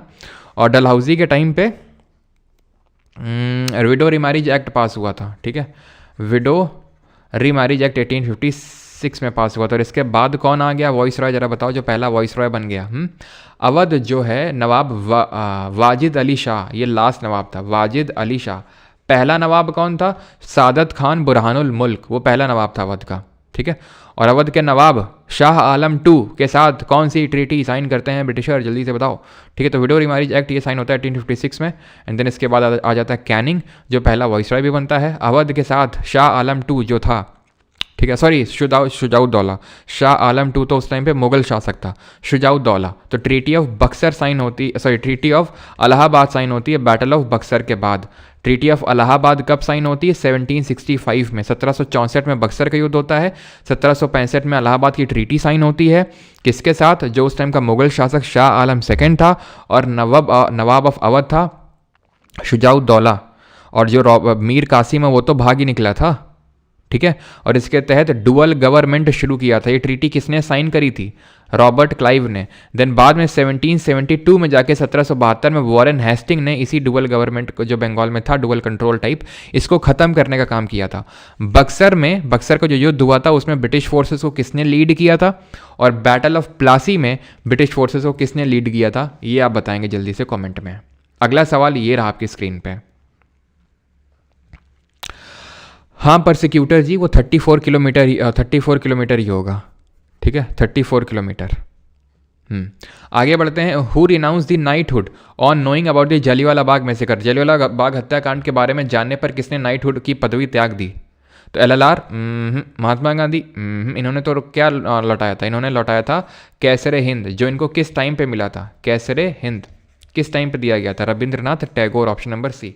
देवेंद्रनाथ टैगोर के बारे में पढ़ा था तो वो दिन ही सभा बनाए थे। और सत्येंद्रनाथ टैगोर पहले इंडियन थे जिन्होंने सिविल सर्विसेज को क्रैक किया था। बाकी बोस जी के रिगार्डिंग सब कुछ पढ़ चुके हैं। तो ये इनको मिला था बोर वॉर, जब ये साउथ अफ्रीका में थे, ब्रिटिशर को इन्होंने सपोर्ट किया था इसलिए, ठीक है। और क्या पूछे थे? हाँ, तो इसमें हेक्टर मुनरो ने ब्रिटिश फोर्सेस को लीड किया था। बैटल ऑफ जो प्लासी हुआ था, जिसको कि माना जाता है formal beginning of British rule in India. I again repeat, formal beginning of British rule in India, battle of Plassey. और ये रॉबर्ट क्लाइव ने इसमें ब्रिटिश फोर्सेस को लीड किया था। और इस टाइम पे मुगल शासक था आलमगीर दी सेकेंड। और इसमें किसके बीच में हुआ था? सिराजुद्दौला, नवाब सिराजुद्दौला जो उस समय का नवाब था, और ब्रिटिश फोर्सेस के बीच में जो क्लाइव लीड कर रहा था। और हार हुई थी सिराजुद्दौला की, बिकॉज उसका मिलिट्री कमांडर मीर जाफर ने उसको धोखा दे दिया, तो उसके साथ गद्दारी कर दिया था। फिर उसके बाद सिराजुद्दौला ने बोला गद्दारी करबे तोहरी in which year was the Lucknow pact signed between the Congress and Muslim League. तो कांग्रेस और मुस्लिम लीग के बीच लखनऊ समझौता कब ये जो है हस्ताक्षरित हुआ था? बहुत आसान है, हमने देखा था 1907 में सूरत स्प्लिट हुआ था। सूरत में सेशन हुआ था, रास बिहारी घोष ने इसको प्रिसाइड किया था। एंड एक्सट्रीमिस्ट को हटा दिया गया था मॉडरेट से, क्योंकि उनके दोनों के बीच में एक आइडियोलॉजिकल डिफरेंसेस आ रहा था। मॉडरेट का ये मानना था प्रेयर, पेटिशन और प्रोटेस्ट देन बाद में करेंगे, ठीक है, पहले तो हम प्रेयर करेंगे और वो हमारी ब्रिटिशर्स हमारी बात मान लेंगे। एक्चुअल में जो एंटी पार्टीशन मूवमेंट चल रहा था उस समय, बंगाल पार्टीशन के चलते एंटी पार्टीशन मूवमेंट, तो एक्सट्रीमिस्ट का मानना था कि ऑल इंडिया इसको बनाओ, मासेस को इंक्लूड करो। मॉडरेट का ऐसा मानना नहीं था, उनको रिस्ट्रिक्ट बोले थे, रिस्ट्रिक्टेड रखो। तो इसी के चलते यहाँ पर विभाजन हो गया था। और बाद में लखनऊ का जो सेशन हुआ था, जिसको कि अंबिका चरण मजूमदार ने प्रिसाइड किया था, वहाँ पर दोनों एक साथ आ गए थे, जो 1916 में हुआ था। और 1917 में जो अगला वाला सेशन हुआ था, वो हुआ था कहाँ पर? वो हुआ था कलकत्ता में। और इसको किसने प्रिसाइड किया था? इसको प्रिसाइड किया था अन्नी बेसेंट ने प्रिसाइड किया था, जो पहली विमेन प्रेसिडेंट बनी थी कांग्रेस की। Is that clear? Annie Besant ji की 2 न्यूज़पेपर बता दो, और एनी बेसेंट ने और भी किस चीज़ की लीडरशिप करी थी बताओ। Who is known as the father of Indian renaissance, यानी किसको भारतीय पुनर्जागरण का पिता बोला जाता है? जल्दी से बताओ। तो यहाँ पर अगर बात करेंगे तो इनके 2 न्यूज़पेपर हैं, एक तो न्यू इंडिया और कॉमनवेल्थ। अच्छा, वंदे मातरम किसने निकाला था? वंदे मातरम ये किसने जनरल निकाला था? वंदे मातरम। और बेसंत जी की अगर बात करेंगे ना, तो आयरिश लेडी थी, तो इन्होंने सबसे पहले थियोसॉफिकल सोसाइटी, अगर आपको याद हो 1877 में बनती है ये, न्यूयॉर्क में इसका हेडक्वार्टर होता है। देन 1882 में अड्यार मद्रास में इसका हेडक्वार्टर शिफ्ट होता है ना। पहले तो 1875 में बनता है, न्यूयॉर्क में इसका हेडक्वार्टर होता है। कौन बनाता है? HP ब्लावत्स्की और MS ऑलकॉट जो है ये बनाती हैं। देन इसके बाद 1882 में 1882 में अड्यार मद्रास में इसका हेडक्वार्टर शिफ्ट होता है। देन इसकी चेयरमैनशिप बेसन जी ले लेती हैं, प्लस ये अपना एक होम रूल लीग भी बनाती है 1916 में। कहाँ पर इसका हेडक्वार्टर होता है? मद्रास में हेडक्वार्टर होता है। तो पूरा मद्रास वाला जो रीजन था वो, प्लस जो बॉम्बे सिटी है वो इनके होम रूल में आता था, ठीक है। क्योंकि एक होम रूल और था जो बाल गंगाधर तिलक ने बनाया था 1916 में, और उसमें आता था आपका CP बिरार महाराष्ट्र, लेकिन बॉम्बे सिटी उसमें नहीं था। वंदे मातरम, अब ये जो इतने लोग बंकिम चंद्र चट्टोपाध्याय लिख रहे हैं, बेटा वंदे मातरम गाना नहीं पूछ रहे हैं तुमसे, ठीक है। वंदे मातरम है जर्नल, तो ध्यान रखना बिपिन चंद्र पाल, ठीक है, बिल्कुल सही। सचिन पाल ने सही बताया है, देख रहा सचिन पाल है ना, इसलिए उन्होंने सही बता दिया बिपिन चंद्र पाल। बाकी सब यहाँ पर बंकिम चंद्र चट्टोपाध्याय थिंग लिख रहे हैं ना। क्यों? बंकिम चंद्र चट्टोपाध्याय वालों गाना नहीं पूछ रहे हैं हम, ये जर्नल पूछ रहे हैं, ठीक है। आगे बढ़ते हैं।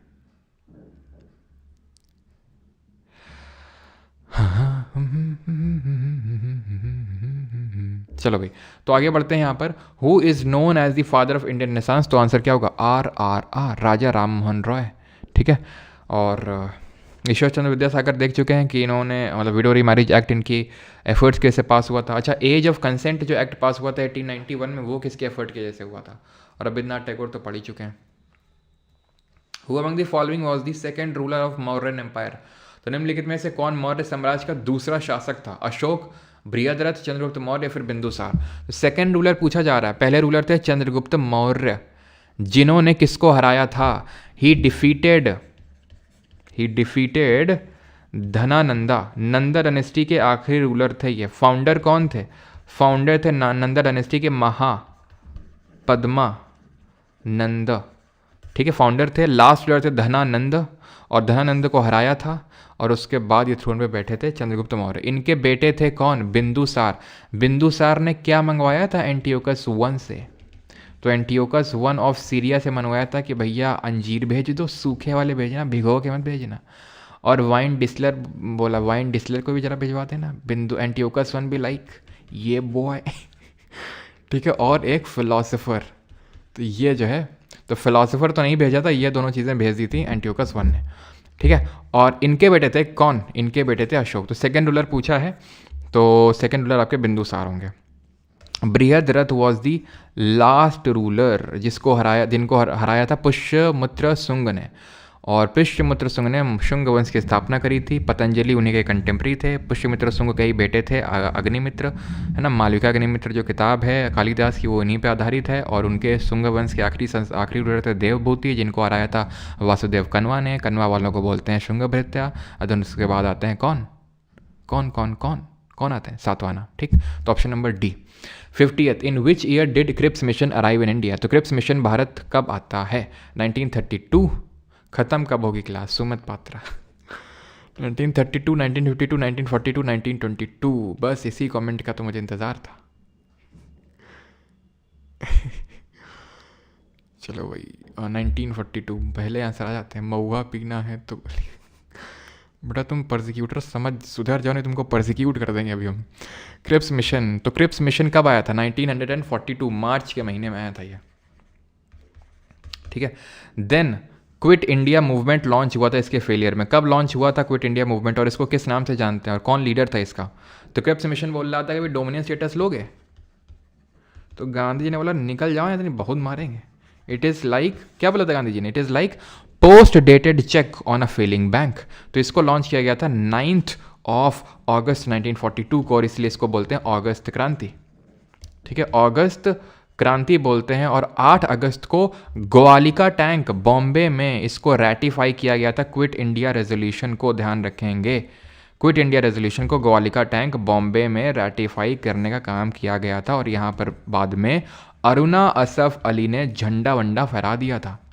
ठीक, और झंडा फॉरेन सॉइल में किसने फहराया था? मैडम बीकाजी कामा स्टडगार्ड, और उसको वापस ले गया इंदुलाल याग्निक। ठीक है, और क्या? Quit India movement was a leaderless movement. ठीक है, पहले दिन ही सबकी अरेस्ट हो गई थी। अंडरग्राउंड रेडियो किसने चलाया था ये बताओ? Underground radio. और बलिया में पैरेलल गवर्नमेंट किसने सेटअप करी थी? जल्दी से बताओ। और ये बताओ, 50 सवाल खत्म होते हैं कि 50 में तुम्हारा स्कोर कितना रहा, और इस क्वेश्चन का आंसर बताओ। तब तक जो है थोड़ा सा हम समझ रहे हो।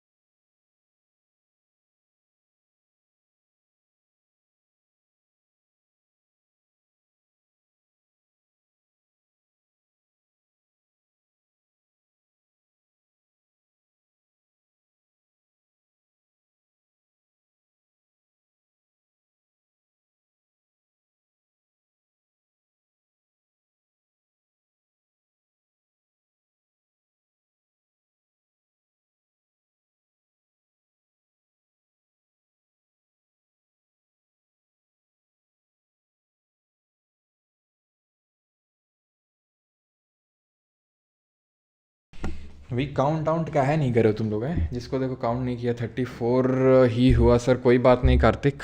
औरंगज़ेब पगलेट अभी आया नहीं, आ जाएगा वो भी। ठीक है, अभी हिमांशु आ जाएगा तो 50 आउट ऑफ 50। अच्छा, आशीष सैनी 30 हो गया।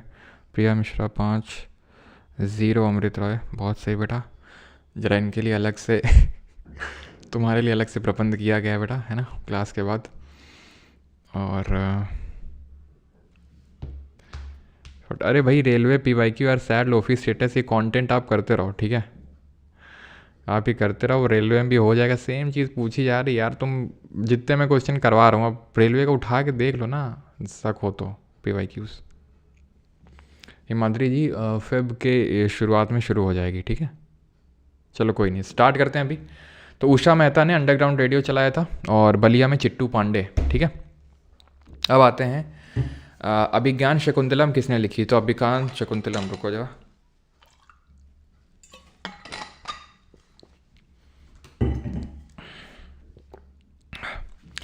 अश्वघोष ने क्या लिखा है? बुद्ध चरित्र। किसके कोर्ट में थे ये? किसके कोर्ट में थे अश्वघोष? कालिदास। अभिज्ञान शकुंतलम, मालविकाग्निमित्र, मेघदूतम, ऋतु संहारा, ये सब ले हैं कालिदास की। काल्हान ने कौन सी लिखी है? राजतरंगिनी। तरंगिनी, ठीक, जिसमें कि हिस्ट्री ऑफ कश्मीर के बारे में मेंशन्ड है।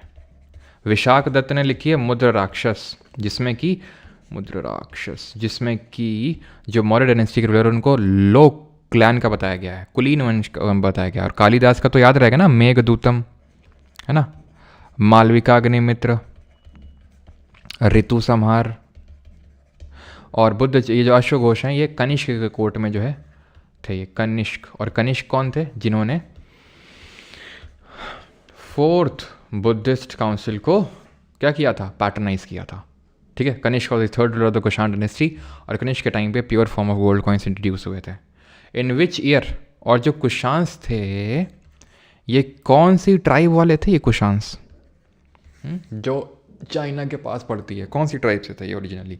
इन which year was the interim government formed at the centre? तो इंटरिम गवर्नमेंट कब बनती है? 26, 46, 36 या फिर 16? तो इंटरिम गवर्नमेंट क्या है? कैबिनेट मिशन प्लान ने बोला था कि भाई कॉन्स्टिट्यूएंट असेंबली बना लो, और जब तक बनाओगे तब तक सरकार कैसे चलेगी, तो उसके लिए एक अंतरिम सरकार बना लो, कांग्रेस और मुस्लिम लीग दोनों मिलके। तो फिर ये बन गई थी सरकार। 1940 कब बनी थी? 1946 में जाके बनती है, 1946 में। और ये जो सरकार बनती है, ठीक, तो ये 1946 में ये आपकी बनती है, सितंबर 1946 को, है ना, सितंबर 1946 को बनती है। और इसमें कौन कौन पोर्टफोलियो हेल्ड कर रहा था? तो सबसे पहली बात तो प्रेसिडेंट जो था वो था माउंटबैटन। कमांडर इन चीफ तो उस समय वो जो क्या नाम था उसका, क्लाउड औचलिक, वो था। वाइस प्रेसिडेंट थे नेहरू, ठीक है। और ये जो एक्सटर्नल अफेयर्स मिनिस्टर भी यही थे, नेहरू, ठीक है, एक्सटर्नल अफेयर्स मिनिस्टर। और होम अफेयर्स कौन देख रहे थे? सरदार पटेल देख रहे थे। देन एग्रीकल्चर और फूड मिनिस्टर कौन थे? ये आपके राजेंद्र प्रसाद जी थे, सब पता होना चाहिए। फाइनेंस कौन देख रहा था? ये देख रहा था पाकिस्तान का पहला प्रधानमंत्री लियाकत अली खान। या जो आप देख रहे हैं ये है लियाकत अली खान, ठीक है, लियाकत अली खान। ये जवाहरलाल नेहरू हैं, ये राजेंद्र प्रसाद हैं, ये पटेल साहब हैं हमारे, ठीक है। तो फाइनेंस लियाकत अली खान देख रहा था, ठीक है, क्योंकि पहले तो इन दोनों लोगों ने, कांग्रेस और मुस्लिम लीग ने ज्वाइन होके ही इसको बनाया था। डिफेंस देख रहे थे बलदेव सिंह, जो हमारे इंडिपेंडेंट इंडिया के भी पहले डिफेंस मिनिस्टर बने, ठीक है, बलदेव सिंह। होम मिनिस्टर कौन थे? हाँ, पटेल साहब थे। एक्सटर्नल अफेयर्स मिनिस्टर और वाइस प्रेसिडेंट थे नेहरू जी, ठीक है। लेबर मिनिस्टर बाबू जगजीवन राम थे। और हेल्थ मिनिस्टर आपका एक मुस्लिम लीग से था जिसका नाम था गंजफर खान। और कुछ तो नहीं है इसमें। एजुकेशन मिनिस्टर सी राजगोपालाचारी थे, ठीक है। तो सितंबर 1946 में बनती है, और जब तक भारत को आज़ादी नहीं मिल जाती तब तक ये जो है एक इंटरिम गवर्नमेंट के तौर पे फंक्शन करती है। कुशांस वाले बिलोंग करते थे येउची ट्राइब से। किस टाइप से? येउची। 53rd पे आते हैं। The Harappans probably got copper from present day of. तो हड़प्पन्स को कॉपर कहाँ से मिलता था? हड़प्पन वासियों को राजस्थान से, तमिलनाडु, उड़ीसा, फिर केरला से। तो ऑब्वियस सी बात है, कॉपर जो है ये है, हड़प्पन्स वालों को हम ब्रॉन्ज के नाम से जानते हैं। किस नाम से? ब्रॉन्ज एज के नाम से जानते हैं, जो 2500 से लेकर 2500 से लेकर 1750 BC का जो टाइम पीरियड है। Bronze is an alloy of. तो ब्रॉन्ज किसका एलॉय है? मिश्र धातु है, कॉपर और टिन का, ठीक है, कॉपर और टिन का ब्रॉन्ज एलॉय है ये। कॉपर और जिंक का एलॉय को क्या बोलते हैं हम? तो टिन उठाते थे ऊपर से अफगानिस्तान से, और कॉपर उठाते थे यहाँ से मतलब राजस्थान और MP से। राजस्थान में हम पढ़ते हैं कौन सी माइंस हैं? खेतड़ी माइंस। मध्य प्रदेश में कौन सी माइंस है? मलजखंड माइंस। तो यहाँ पे कॉपर मिलता है, और यहीं पे हमको चैल्कोलिथिक साइट यानी कि जो कॉपर एज की साइट है वो भी देखने को मिली। साउथ इंडिया में आयरन एज जो था वो मेगालिथ था। साउथ इंडिया में एज सच ब्रॉन्ज एज नहीं था, वहाँ पे मेगालिथ था, यही आयरन एज था। मेगालिथ का मतलब होता है बड़े बड़े पत्थर, जहाँ पे इस तरह से बड़े बड़े पत्थर रखे गए हैं, जिनको मेनहीर के नाम से जानते हैं साउथ इंडिया में, ठीक है। तो उत्तर क्या होगा? उत्तर होगा option number A, Rajasthan. Simon Commission कब आया? Which Mauryan ruler was the grandson of Maurya? है कि नहीं? सब आसान। मौर्य का बेटा बिंदुसार का बेटा अशोक। तो अशोक जो है मैंने पूछा था कि कितने साल after his coronation Kalinga war लड़ा। तो 8 years आफ्टर हिज कोरोनेशन, जब इसकी ताजपोशी हुई थी अशोक की, तो उसके 8 साल बाद कलिंग वॉर लड़ा था 261 BC में, 261 ईसा पूर्व में कलिंग वॉर लड़ा था अशोक ने। The doctrine of lapse was devised by governor general. Doctrine of lapse कौन लाया था? लियो भैया वेलेजली क्या लाए थे? सब्सिडियरी अलायंस लेके आए थे। हेस्टिंग्स, वॉरेन हेस्टिंग्स ने डुअल गवर्नमेंट ख़त्म किया था, पहला गवर्नर जनरल ऑफ बंगाल था। इसी के खिलाफ इम्पीचमेंट चलाया गया था ब्रिटेन में, ठीक है। क्लाइव ने बैटल ऑफ प्लासी में ब्रिटिश फोर्सेस को लीड करने का काम किया था, प्लस इलाहाबाद की ट्रीटी इसी ने साइन करी थी शाह आलम II और शुजाउद्दौला के साथ, ठीक। Identify the ancient site from the information given below. तो ये इन्फॉर्मेशन जो दी गई है ना, उसके बेसिस पे आपको साइट बतानी किसकी बात हो रही है, ब्रह्मगिरी की, इनाम गांव की, भीमबेटका की, या फिर मेहरगढ़ की। बताओ जल्दी से। डलहौजी सही है सभी का। चीन के डीप सीक पर कैसे उठे सवाल।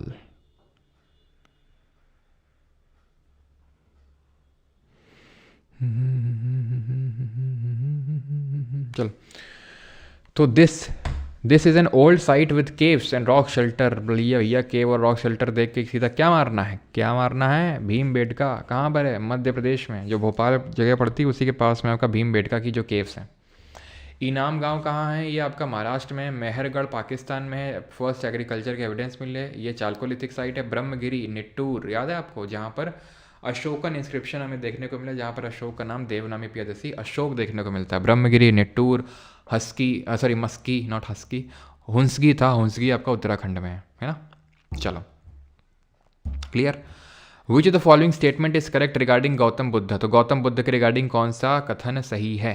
Siddharth also known as Gautama the founder of Buddhism was born about 2500 साल पहले इनका जन्म हुआ था। Gautama Buddha belong to a small gana known as a Shakya gana. बताओ भाई।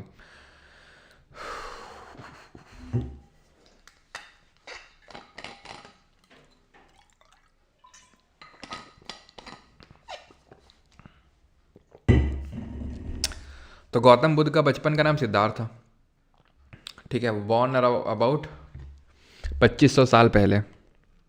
तो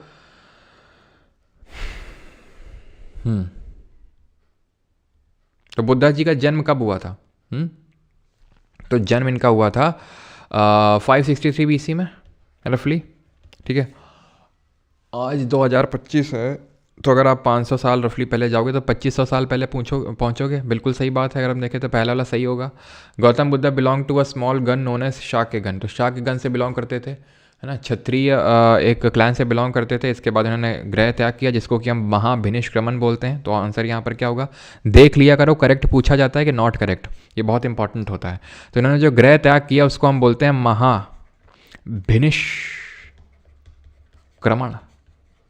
महाभिनिष्क्रमण, जो गृह त्याग किया। देन इन्होंने ज्ञान की प्राप्ति हुई, क्या बोलते हैं? निर्वाण। देन इन्होंने पहला उपदेश दिया, पहला सरमन, उसको क्या बोलते हैं? धम्मचक्र प्रवर्तन। कहाँ पे ये सब किया? निर्वाण कहाँ मिला? अरे धम्मचक्र प्रवर्तन कहाँ हुआ ये बताओ। धम्मचक्र प्रवर्तन, ठीक है, प्रवर्तन। और देन इनकी डेथ हुई, जिसको कि हम क्या बोलते हैं? महापरिनिर्वाण। महापरिनिर्वाण। और बुद्धिस्ट टेक्स्ट जो फेमस हैं हमारे, उनको किस नाम से जानते हैं? तो महाभिनिष्क्रमण, इसको हॉर्स से रिप्रेजेंट किया जाता है, ठीक। निर्वाण को जो रिप्रेजेंट किया जाता है, ये बोधि ट्री से रिप्रेजेंट किया जाता है, जो कि एक पीपल ट्री है जिसके नीचे गौतम बुद्ध को ज्ञान की प्राप्ति हुई थी। कहाँ पे है ये? इनका जन्म कहाँ पे हुआ था? पहली बात, लुम्बिनी नेपाल में हुआ था, ठीक है। बोध गया में निर्वाण मिला था इनको। धम्मचक्र प्रवर्तन, यानी कि जहाँ पर इन्होंने अपना पहला उपदेश दिया था, पहला सरमन दिया था, सारनाथ वाराणसी।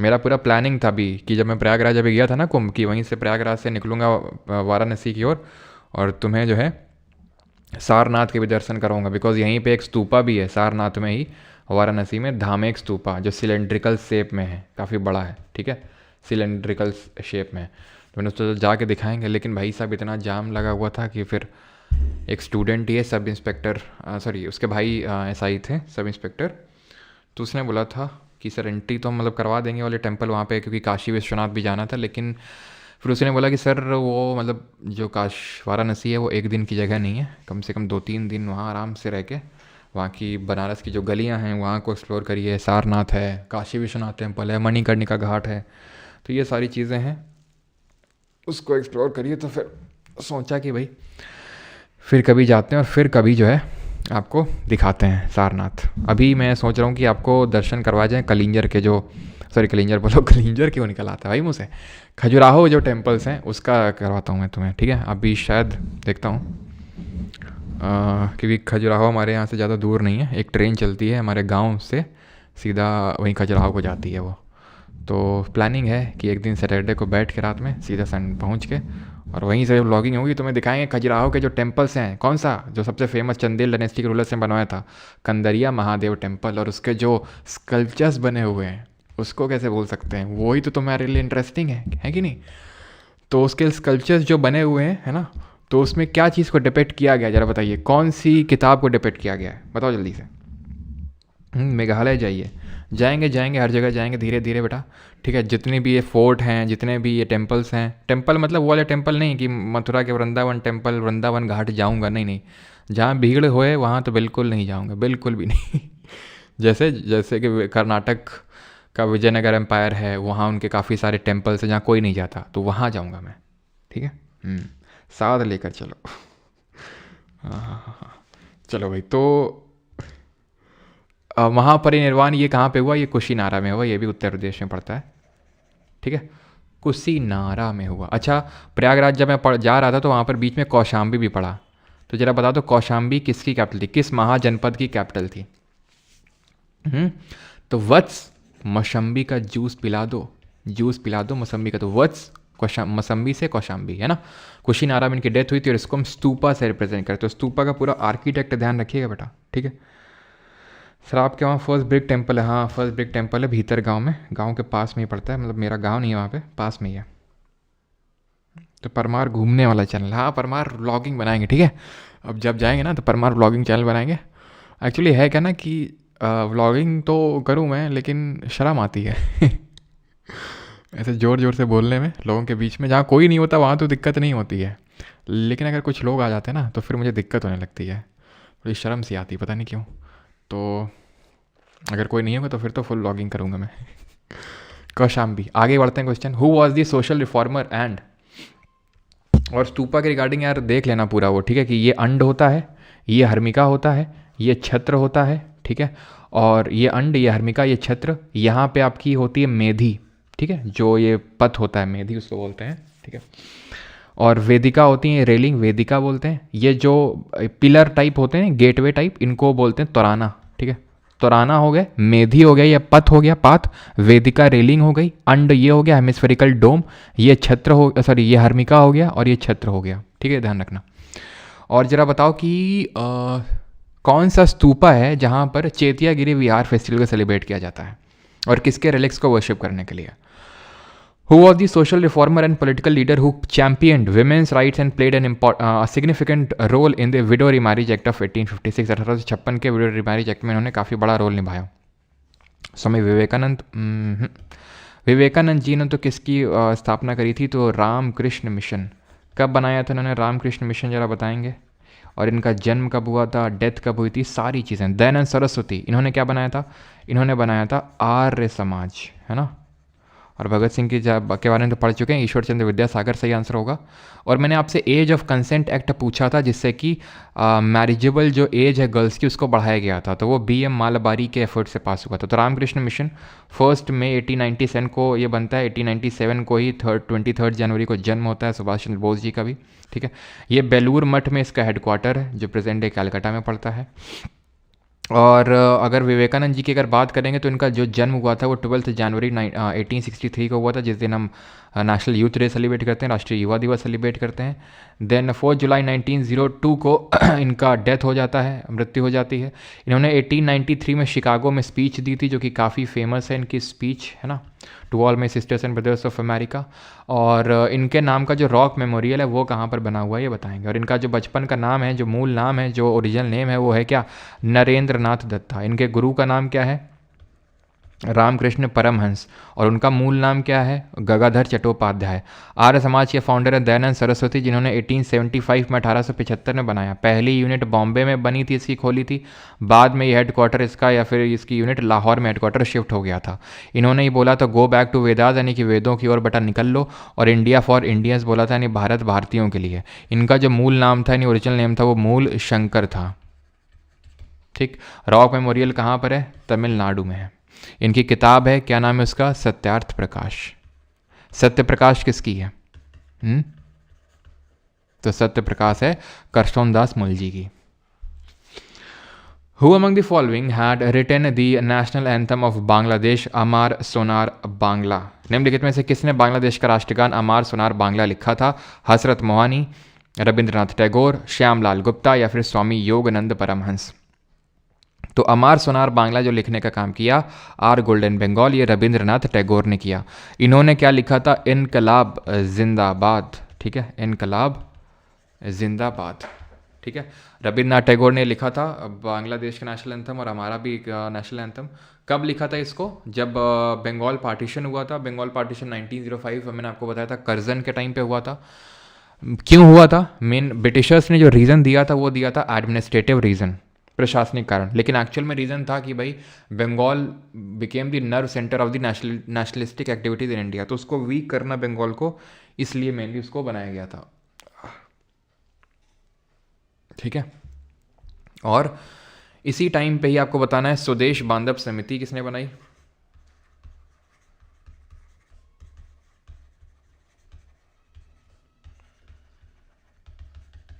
स्वदेशी स्टीम नेविगेशन कंपनी, स्वदेशी स्टीम नेविगेशन कंपनी किसने बनाई?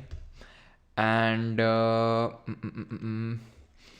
भारत माता का पोर्ट्रेट किसने बनाया? जिन्होंने ओरिएंटल साइंस ऑफ आर्ट को भी डेवलप किया था 1907 में। तो स्वदेश बांधव समिति अश्विनी कुमार दत्ता, मैं इन शॉर्ट अश्विनी सिर्फ लिख रहा हूँ। Swadeshi steam navigation company V O Chidambaram Pillai. Bharat Mata का पोर्ट्रेट बनाया था अवनींद्र नाथ टैगोर ने। ठीक है, अवनींद्र नाथ टैगोर ने। ठीक है, इन्होंने इंडियन जो ओरिएंटल आर्ट है उसका कॉलेज भी इन्होंने बनाया था। Who was the last ruler of the modern empire? तो लास्ट रूलर कौन थे? तो लास्ट रूलर थे बृहद्रथ, जिनकी हत्या करी थी पुष्यमित्र शुंग ने। ठीक है,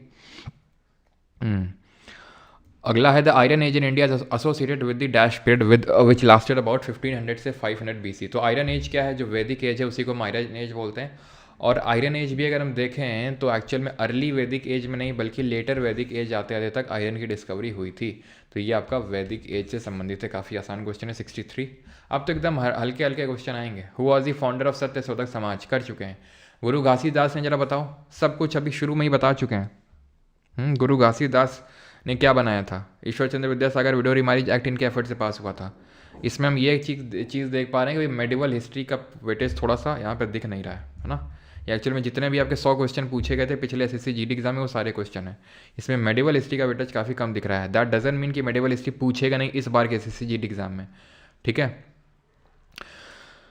एक चीज़ मैं आपको बता दूं, जिन लोगों का GD का एग्ज़ाम है कि भाई जब GD का एग्ज़ाम देने जाओगे, वैसे मैं क्वेश्चन तो शेयर कर नहीं सकता हूँ, क्वेश्चन शेयर करना अलाउड नहीं है, लेकिन मैं आपको ये टॉपिक्स बता दूंगा कि भाई क्या क्या टॉपिक्स आपको पढ़ने हैं। उन टॉपिक्स को पढ़ लीजिएगा, बिकॉज उन्हीं टॉपिक से आपको आगे तक क्वेश्चंस देखने को मिलेंगे। तो गुरु घासीदास ने सतनामी मूवमेंट चलाया था लेदर वर्कर्स के लिए। ज्योतिराव फूले सही आंसर होगा, है ना। और इन्होंने ही गुलामगिरी और सार्वजनिक सत्यधर्म जो है मराठी लैंग्वेज में लिखा था। In which year was the Dandi march by Gandhi ji launch? तो डांडी मार्च कब लॉन्च किया था? तो डांडी मार्च एक्चुअल में इसी के साथ ही क्या लॉन्च किया था गांधी जी ने? सिविल डिसोबीडियंस मूवमेंट, सविनय अवज्ञा आंदोलन। इसको कि हम सॉल्ट मार्च भी बोलते हैं। सॉल्ट लॉ को यहाँ पर वॉलेट किया गया था। ठीक है, एंड ये गांधी जी ने मार्च किया था फ्रॉम साबरमती आश्रम। साबरमती कहाँ पड़ता है? अहमदाबाद में। से लेकर डांडी जो कि नवसारी में पड़ता है। कितने मील की डिस्टेंस कवर करी थी और कितने लोगों के साथ कवर करी थी? कब शुरू करी थी? तो 12 मार्च को शुरू करी थी 1930 को, और 6 अप्रैल 1930 तक चली थी, ये ध्यान रखना है।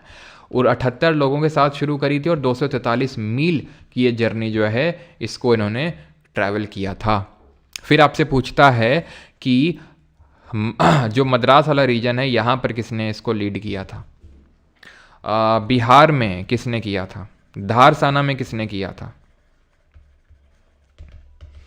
तो मद्रास में ध्यान रखना है सी राजगोपालाचारी, सी राजगोपालाचारी, गोपालाचारी मद्रास में इन्होंने लीड किया था।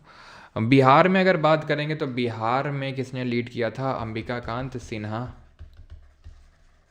और धारसाना सरोजनी नायडू।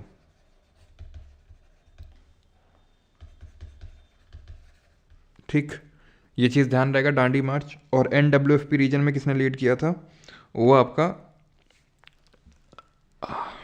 लीड किया था खान अब्दुल गफ़ार खान ने, जिनको हम सीमांत गांधी के नाम से जानते हैं। ठीक है, 1940 क्यों इंपॉर्टेंट जरा बताइए इंडियन हिस्ट्री में? बिकॉज 1940 को कौन सा ऑफर आया था, बताओ जल्दी से? अगस्त ऑफर आया था। और इसके अपोज में क्या आया था? ठीक है, इसके अपोज में क्या आया था? इसके अपोज करने के लिए कांग्रेस ने लॉन्च किया था इंडिविजुअल सत्याग्रह। ठीक है, इंडिविजुअल सत्याग्रह। एक सेकंड रुको यार, मुझे अपना नेक बेल्ट लाना पड़ेगा क्योंकि अब गर्दन बहुत जोर की दर्द कर रही है। और पहले इंडिविजुअल सत्याग्रह, दूसरे इंडिविजुअल सत्याग्रह और तीसरे का नाम बताना। ठीक है, तब तक अगला क्वेश्चन करो।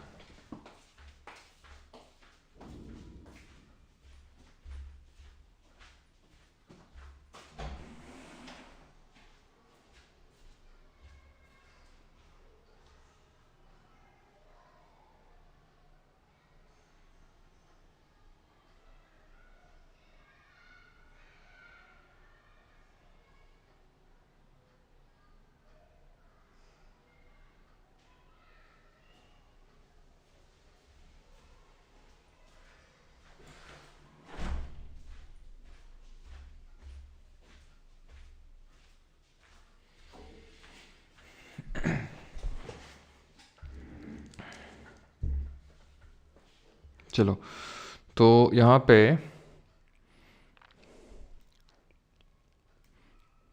कुछ पूछा था ना मैंने। पहले इंडिविजुअल सत्याग्रही थे आचार्य विनोबा भावे, जिन्होंने भूदान मूवमेंट भी चलाया था 1853 में, पोचमपल्ली गांव जो तेलंगाना में पड़ता है। दूसरे थे नेहरू। और तीसरे किसी ने बताया? लेक्चर में बताए थे तीसरे, बहुत कम ही लोगों को पता होते हैं तीसरे। क्यों, किसी ने नहीं बताया? ब्रह्मदत्त, याद आया कुछ? ब्रह्मदत्त अभी आई थिंक बताया किसने? राजर सिंह ने बताया। हाँ,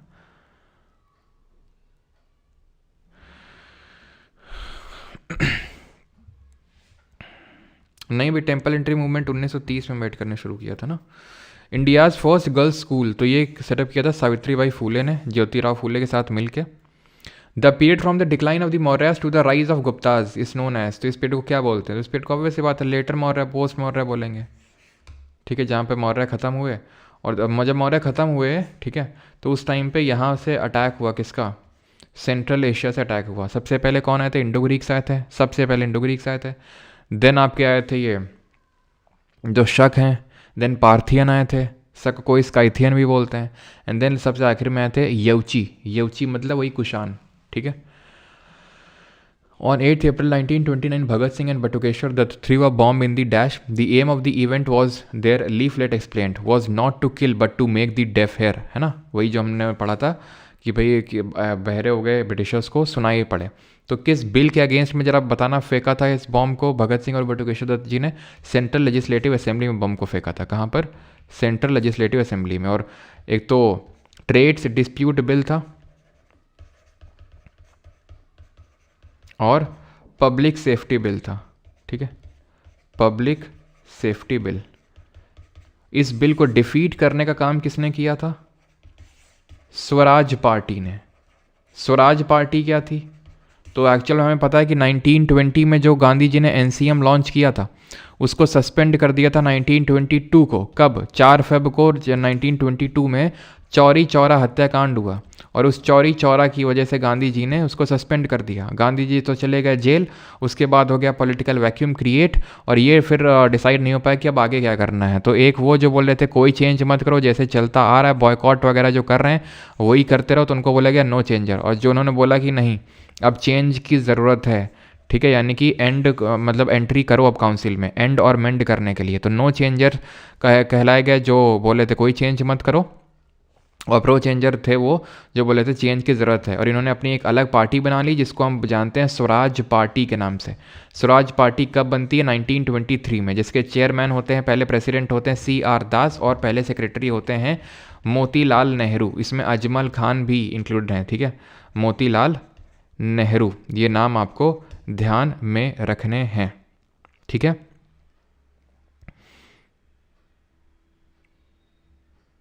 ठीक है, मोतीलाल नेहरू। और नो चेंजर में अगर हम बात करेंगे तो कौन कौन आएंगे, तो इसमें MA अंसारी आ जाएंगे, ठीक है, वल्लभ भाई पटेल आ जाएंगे, राजेंद्र प्रसाद आ जाएंगे, ये सब। तो इन्होंने फोकस किया कंस्ट्रक्टिव वर्क में कि हम कंस्ट्रक्टिव वर्क करते रहेंगे, बॉयकॉट करते रहेंगे। क्या कंस्ट्रक्टिव वर्क? जैसे स्कूल कॉलेज बनाना, आश्रम बनाना। जैसे कि इन लोगों ने क्या सेटअप किया था इस टाइम पे, इन लोगों ने सेटअप किया था इस टाइम पे विद्यापीठ। विद्यापीठ काफ़ी सारे विद्यापीठ बनाए इन्होंने, काशी विद्यापीठ, बिहार विद्यापीठ, ये सब इन्होंने बनाए थे नो चेंजर वालों ने, ठीक है। ये इस टाइम पे बने थे नॉन कॉपरेशन मूवमेंट के टाइम पे। और ये कब बने थे ये पार्टी? और स्वराज पार्टी, जिसको कांग्रेस खिलाफत स्वराज पार्टी बनते हैं 1923 में, जो गया सेशन हुआ था कांग्रेस को, जिसको प्रेसाइड किया था CR दास ने ही। Who among the following people was popular as the nightingale of India? तो नाइटेंगल ऑफ इंडिया किसको बोलते हैं? सरोजिनी नायडू को, है ना, first Indian women president of the Indian National Congress, है ना। Who among the following address the World Parliament of Religions at Chicago in 1893? तो शिकागो स्पीच किसने दी थी? हमने देखा स्वामी विवेकानंद जी ने। In which year Gandhi Irwin pact sign होता? तो गांधी और इरविन जी के बीच पैक्ट साइन होता है 1931 में। 1932 में कौन सा पैक्ट साइन होता है जरा बताओ? गांधी इरविन के बीच में क्या पैक्ट साइन होता है? तो गांधी जी एग्री कर जाते हैं कि ठीक है हम CDM को सस्पेंड कर देंगे और सेकेंड RTC में पार्टिसिपेट करेंगे, और इरविन एग्री कर जाता है कि ठीक है जो प्रिजनर्स, ठीक है, जो प्रिजनर्स वायलेंस के दोषी नहीं है उनको रिलीज कर दिया जाएगा, प्लस पर्सनल कंजम्पशन के लिए सॉल्ट लोग बना सकते हैं, प्लस जिन लोगों की प्रॉपर्टी थर्ड पार्टी को सोल्ड नहीं करी गई है अभी तक उनको लौटा दिया जाएगा। 1932 में साइन होता है पूना पैक्ट। किसके बीच में साइन होता है पैक्ट, और क्यों होता है? क्योंकि इससे पहले आता है आपका मैकडोनल्ड अवार्ड।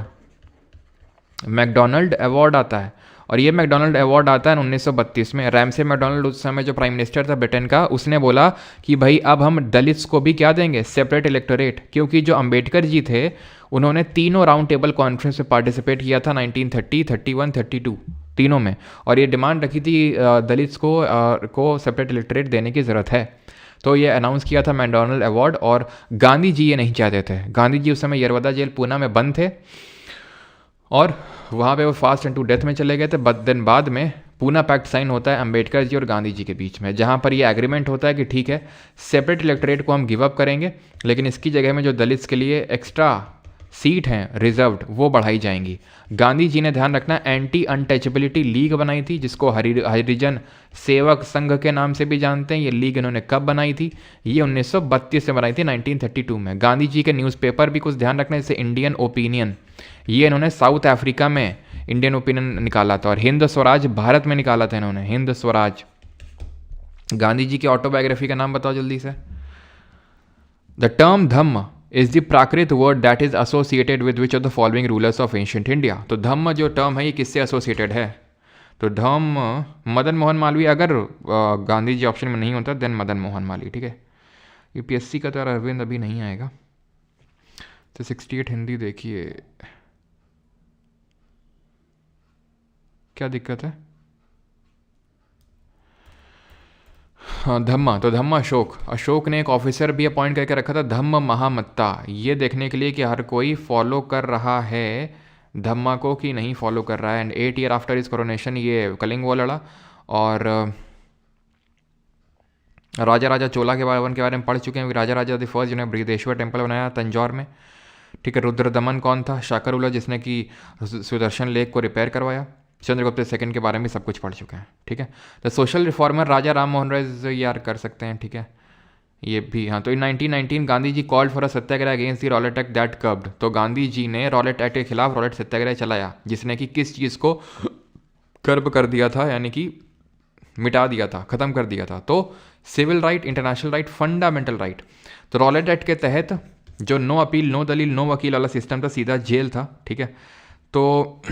तो ये था आपका इसने हेबियस कॉर्पस, ठीक है, हेबियस कॉर्पस जो रिट है एक तरह से उसको सस्पेंड कर दिया था। It was a permanent replacement of the defence of India act 1915 जो वर्ल्ड वॉर 1 के टाइम पे लाया गया था। किसको सप्रेस करने के लिए? डिफेंस ऑफ इंडिया किसको सप्रेस करने के लिए लाया गया था, बताइए जल्दी से। Who was the founder of Brahmo Samaj, कर लेंगे यार, ठीक है। तो डिफेंस ऑफ इंडिया सप्रेस करने के लिए लाया गया था गदराइट्स को, ठीक है। गदर जो थे, गदराइट्स जिन्होंने गदर पार्टी बनाई थी 1913 में। हेडक्वार्टर कहाँ पे था? सैन फ्रांसिस्को में था, ठीक है। और 1914 में कोमागाटा मारू इवेंट हुआ था। Which of the following was elected as the president of the constituent assembly of India. तो सबको पता है कॉन्स्टिट्यूंट असेंबली के प्रेसिडेंट कौन बने थे? राजेंद्र प्रसाद। पहले टेम्पररी चेयरमैन है, फिर टेम्पररी प्रेसिडेंट कौन बने थे? सच्चिदानंद सिन्हा, है ना। सच्चिदानंद सिन्हा ये टेम्पररी बने थे। और कॉन्स्टिट्यूशनल एडवाइज़र बताओ, संवैधानिक या फिर वैदिक सलाहकार कौन था कॉन्स्टिट्यूंट असेंबली का? तो ये थे हमारे सर बेनेगल नरसिंह राव, BN राव। ये ड्राफ्टिंग कमेटी के चेयरमैन थे जिसमें 7 मेंबर थे। ये यूनियन जो पावर कमेटी थी और स्टेट कमेटी उसके चेयरमैन थे। और सरदार पटेल जो थे वो प्रोविंशियल कमेटी के क्या थे? चेयरमैन थे। अलेक्जेंडर ने किस साल भारत पर आक्रमण किया था? तो ये किया था 326 BC में। और किसके साथ लड़ा था? बैटल ऑफ हिडास्पिस, पोरस के अगेंस्ट लड़ा था। Battle of हिडास्पिस। हिडास्पिस क्या है? हिडास्पिस झेलम नदी को ग्रीक लैंग्वेज में हिडास्पिस बोला जाता है, ठीक है, जिसको वैदिक लैंग्वेज में किस नाम से जाना जाता है बताएंगे। और इस टाइम पे मौर्य या फिर मगध में कौन रूल कर रहा था ना, कि मगध में कौन रूल कर रहा था? तो नंद डायनेस्टी का रूलर था धनानंदा, जिसको कि हराया था किसने? जिसको हराया था चंद्रगुप्त मौर्य ने। तो झेलम नदी को जानते हैं वेरीनाग के नाम से, सॉरी वेरीनाग से निकलती है, जहाँ जानते हैं इसको वितास्ता के नाम से, ठीक है। वेरीनाग से निकलती है ये। Mauryan Empire rule in India was established in 322 BC with its capital Pataliputra which is now known as। तो पाटलिपुत्र आज किस नाम से जानी जाती है? तो पाटलिपुत्र आज पटना। ये बताओ जो राजगिरी या फिर राजगीर जो होता था उस समय, राजगीर से पाटलिपुत्र ये किसने कैपिटल शिफ्ट करी थी? जो आज का राजगीर है और आज का जो पटना है, किसने कैपिटल शिफ्ट करी थी मगध की? तो इट वॉज उडाइन। उडाइन कौन था? ये हरनका डायनेस्टी का रूलर था। हरनका डायनेस्टी का पहला रूलर कौन था? हरनका पहली डायनेस्टी थी मगध की। और मगध किसके बीच में था? मगध आपका गंगा और सोन नदी के बीच में था, है ना। यह चीज़ आपको पता है कि नहीं, कि जो मगध एम्पायर था, जो सबसे बड़ा महाजनपद था, वो गंगा रिवर के साउथ में था या फिर गंगा और सोन के बीच में था। उसकी पहले राजगिरी कैपिटल थी, देन पाटलिपुत्र। तो उस मगध में सबसे पहले जो डायनेस्टी ने रूल किया उसका नाम था हर्यनका डायनेस्टी, और उसका पहला रूलर था बिम्बिसार। देन आया अजातशत्रु, देन आया उडाइन। तो उडाइन ने ही कैपिटल को शिफ्ट किया था ये, ठीक है। The last and the dash Tirthankara of the Jain was Vardhaman Mahavir. तो वर्धमान महावीर कौन से नंबर के तीर्थंकर थे? तो 24वें नंबर के थे। और इनका सिंबल क्या था? लायन था। पहले कौन थे? ऋषभ देव थे, है ना। 23वें कौन थे? पार्श्वनाथ थे। इनका क्या सिंबल था? इनका बुल था। पार्श्वनाथ का सांप, सरपेंट था। इन्हीं के बेटे थे, इन्हीं के बेटे हैं गोमतेश्वर बाहुबली, ठीक है, जिनका कि बहुत बड़ा स्टैच्यू बना हुआ है। कहाँ पर? श्रवणबेलगोला कर्नाटक में, जहाँ पर चंद्रगुप्त मौर्य ने सल्ले खाना किया था। और वहीं पे हर 12 साल में महामत्स्य अभिषेक जो फेस्टिवल होता है वो ऑर्गेनाइज किया जाता है। Who was the founder? कर लेंगे, ठीक है, ये भी कर लेंगे। ये तो उसका इकोनॉमिक्स का है। ये पूछा Gupta empire is often refer to as the golden age of India which field of knowledge saw significant advancement during this period? Science, art, literature, feminism, gender quality या फिर मैट्रियार्की? तो साइंस, आर्ट, लिटरेचर सब का यहाँ पर बड़ा उदय हुआ, ठीक है। तो ये ध्यान रखना है हमें, साइंस, आर्ट, लिटरेचर तीनों फ्लरिश किया था। चंद्रगुप्त सेकेंड के कोर्ट में ही आपको देखने को मिलते हैं नवरत्न। इसमें से मैजिशियन कौन थे और फिजिशियन कौन थे? तो मैजिशियन कौन थे? चलो यार, मैजिशियन थे वेताल भट्ट, ठीक है, वेताल भट्ट ये मैजिशियन थे। और अमर सिम्हा ये फिजिशियन थे, ठीक है। कालिदास भी इन्हीं की कोर्ट में थे। और जो आपके धन्वंतरी थे ये कौन थे? ये भी फिजिशियन थे, ठीक है। धन्वंतरी क्या थे? और सॉरी, अमर सिम्हा तो आपके ये वो होंगे ना, क्या बोलते हैं, अमर सिम्हा एस्ट्रोनॉमर होंगे, ठीक है, अमर सिम्हा। धन्वंतरी आपके फिजिशियन थे, ठीक है।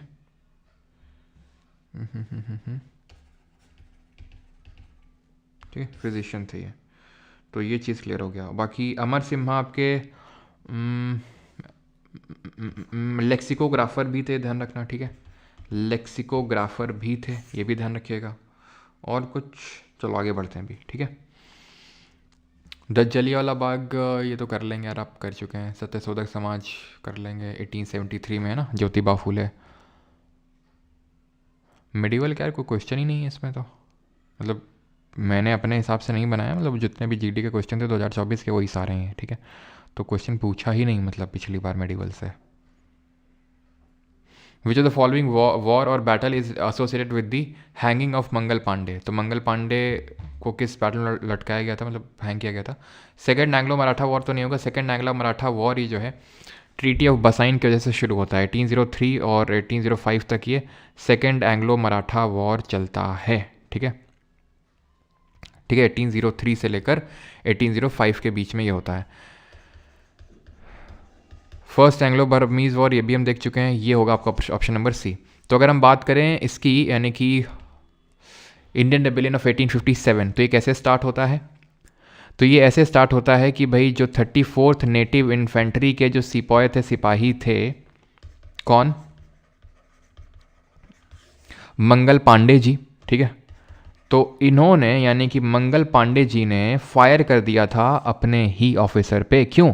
इमीडिएट कॉज क्या था? तो इमीडिएट कॉज था 1857 के रिवोल्ट का चर्बी वाले कारतूसों का प्रयोग, यानी कि यूज़ ऑफ ग्रीस्ड कार्ट्रिजेस। और जब इन्होंने फायर किया, ठीक है, तो इनको हैंग किया गया। कब इनको हैंग किया गया? 8 अप्रैल को। इन्होंने मतलब फायर किया था 29 मार्च को 1857 को, ठीक है। हैंग किया गया इनको 8 अप्रैल 1857 को।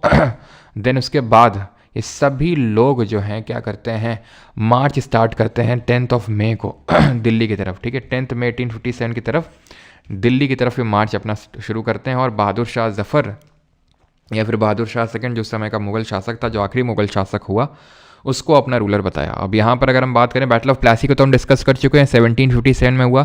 फॉर्मल बिगिनिंग हुई यहाँ से ब्रिटिश एम्पायर की। रॉबर्ट क्लाइव ब्रिटिश फोर्सेस को लीड कर रहा था अगेंस्ट नवाब ऑफ बंगाल सिराजुद्दौला, और ब्रिटिशर्स की जीत हुई इसमें, ठीक। और मीर जाफ़र को इसके बाद नवाब बनाया गया बंगाल का। अब यहाँ पर पूछा सा जा सकता है कि कानपुर से किसने लीड किया? झांसी से, दिल्ली से, फैज़ाबाद से, लखनऊ से, ठीक है, किसने क्या लीड किया? तो कानपुर से नाना साहेब, बाद में तात्या टोपे। झांसी से रानी लक्ष्मीबाई। दिल्ली से आपके जनरल भक्त खान, ठीक है। लेकिन अगर बहादुर शाह दी सेकंड आ जाए तो ये भी आंसर होगा। ये उस टाइम का मुगल शासक था, बहादुर शाह दी सेकंड, या फिर इसी को बहादुर शाह जफ़र भी बोलते हैं। फैज़ाबाद से मौलवी अहमदुल्ला। कानपुर से नाना साहब कौन थे? बाजीराव दी सेकंड के अडॉप्टेड सन थे। झांसी से रानी लक्ष्मीबाई का मौसोलियम कहाँ बना हुआ है? रानी लक्ष्मीबाई का, जिनको कि मणिकर्णिका के नाम से जाना जाता है। और लखनऊ को बेगम हजरत महल, जो लास्ट नवाब थे अवध के, वाजिद अली शाह उनकी वाइफ थी, बेगम हजरत महल, ठीक है।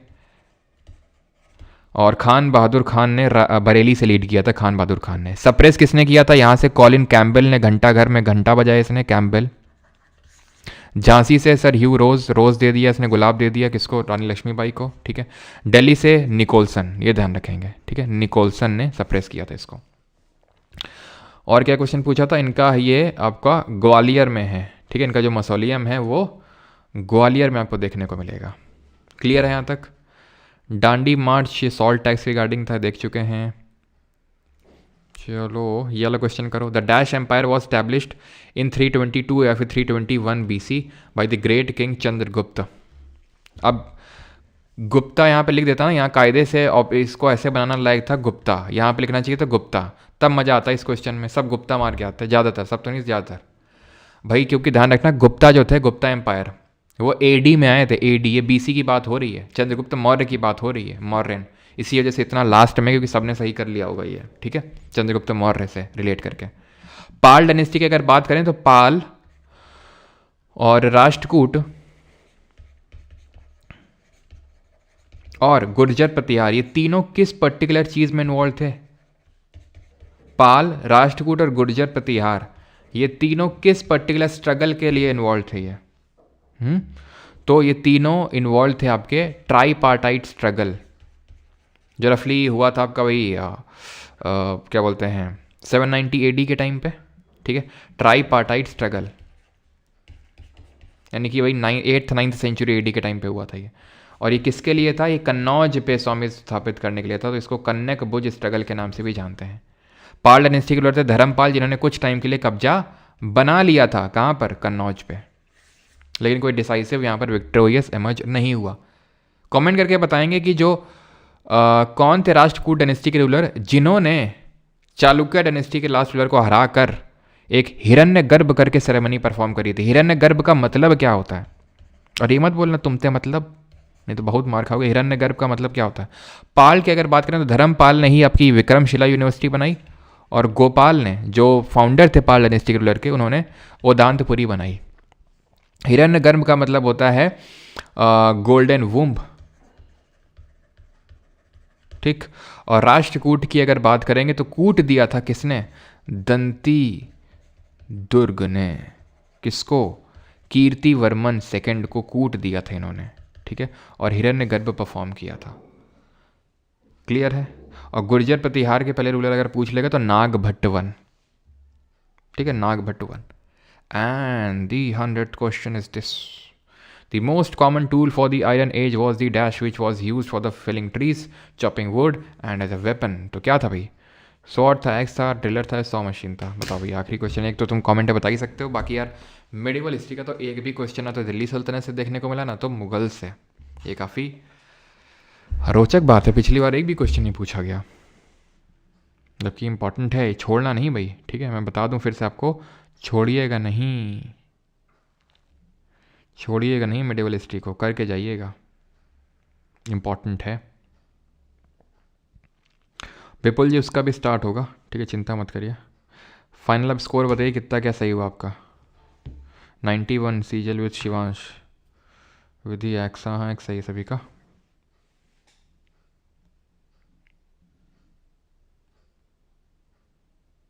विजयनगर बहमानी से कुछ नहीं आया, एक बार रिकॉल कर दो। विजयनगर काफ़ी बड़ा है अपने आप में, रिकॉल करवाना चाहते हो? कर दें रिकॉल।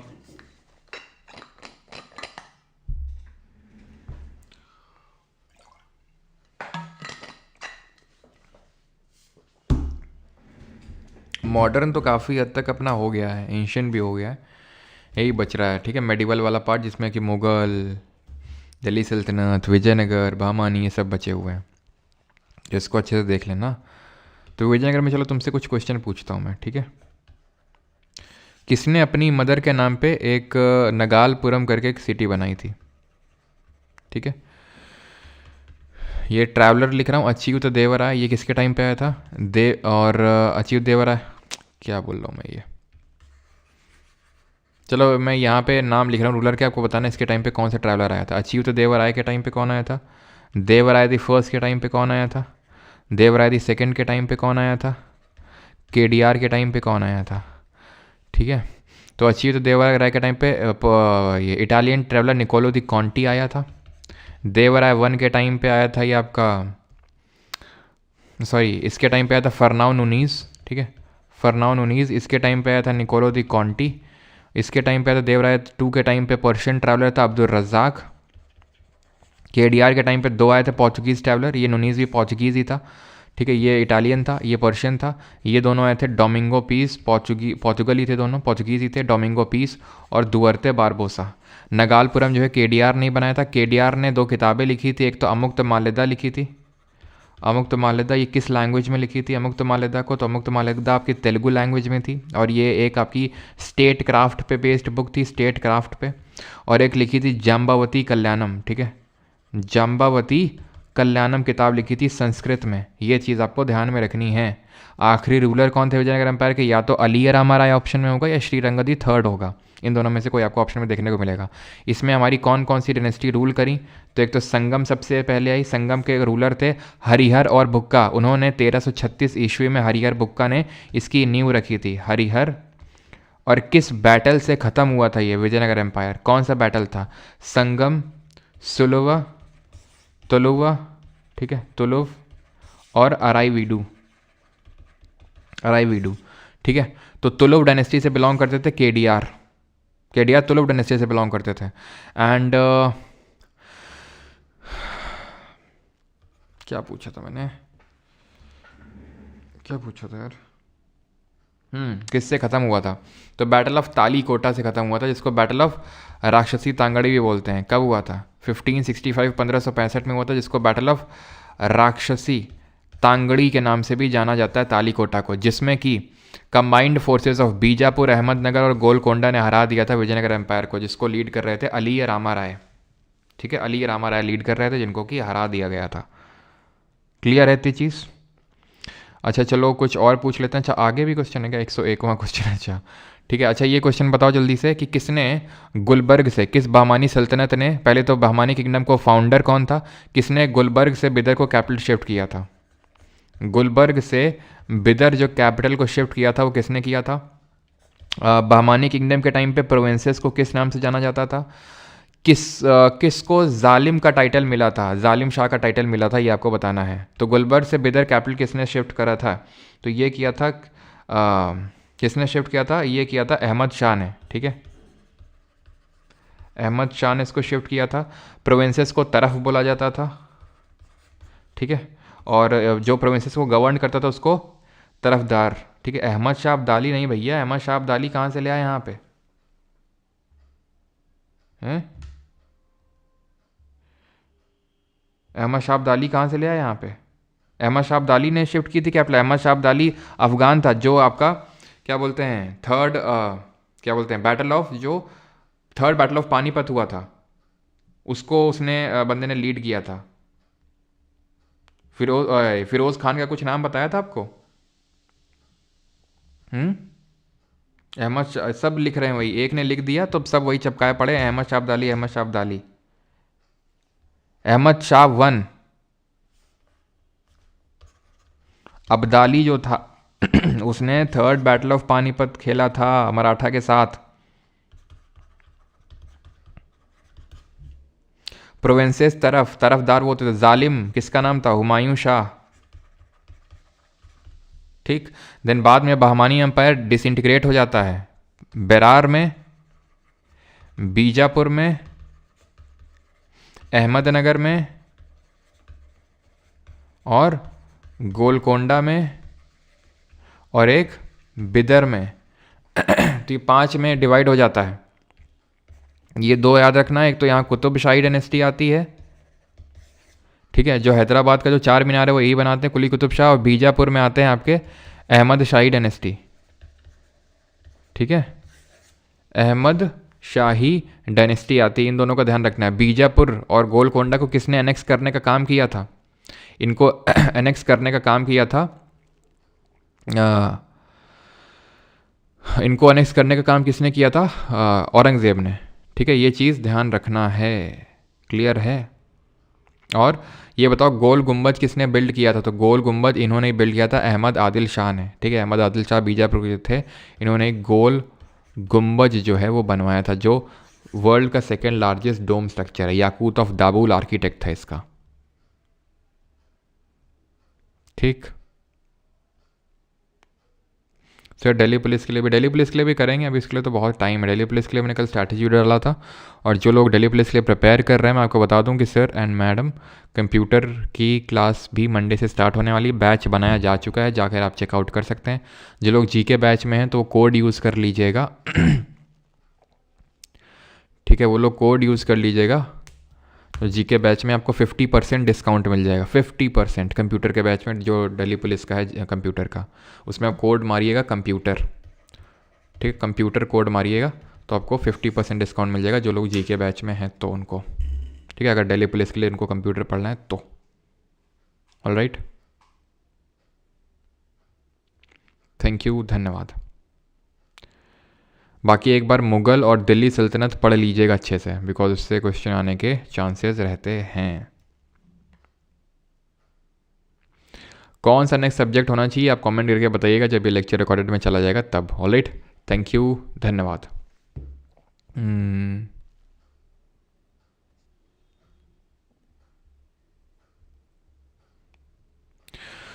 से मिडिवल हिस्ट्री याद नहीं होती, बहुत कंफ्यूजिंग है, तो बार बार बार बार बार बार उसको रिवाइज करो। कहाँ पर? क्वेश्चन नंबर 11 में, एक सेकेंड, 11 में क्या दिक्कत है? तुम्हारा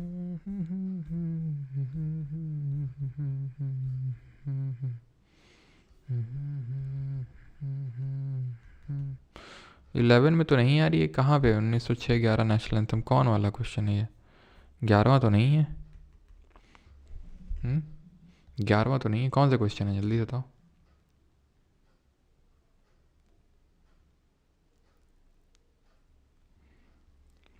क्या नेशनल एंथम वाला 1906 लिखवा दिया क्या? 1911 होगा, 1911 का कैलकाटा सेशन। 1896 का कैलकाटा सेशन है, जहाँ कांग्रेस के सेशन में पहली बार वंदे मातरम गाया गया, नेशनल सॉन्ग। 1911 सबसे पहली बार कैलकाटा में ही हुआ था, गाया गया नेशनल एंथम। 1916 में अगेन कैलकाटा में हुआ, 1917 का, जो एक विमेन ने प्रिसाइड किया, एनी बेसेंट ने। अब जहाँ भी उसको देख लेना एक बार, आई थिंक पता नहीं कहाँ पे, तो उसको यार 1911 कर लेना अगर 1906 लिख दिया है।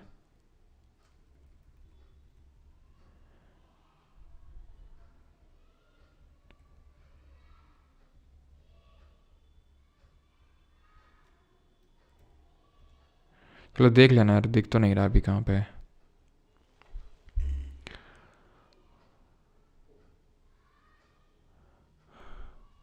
सिक्सटी सेवन में निट्टो लगा दिए क्या?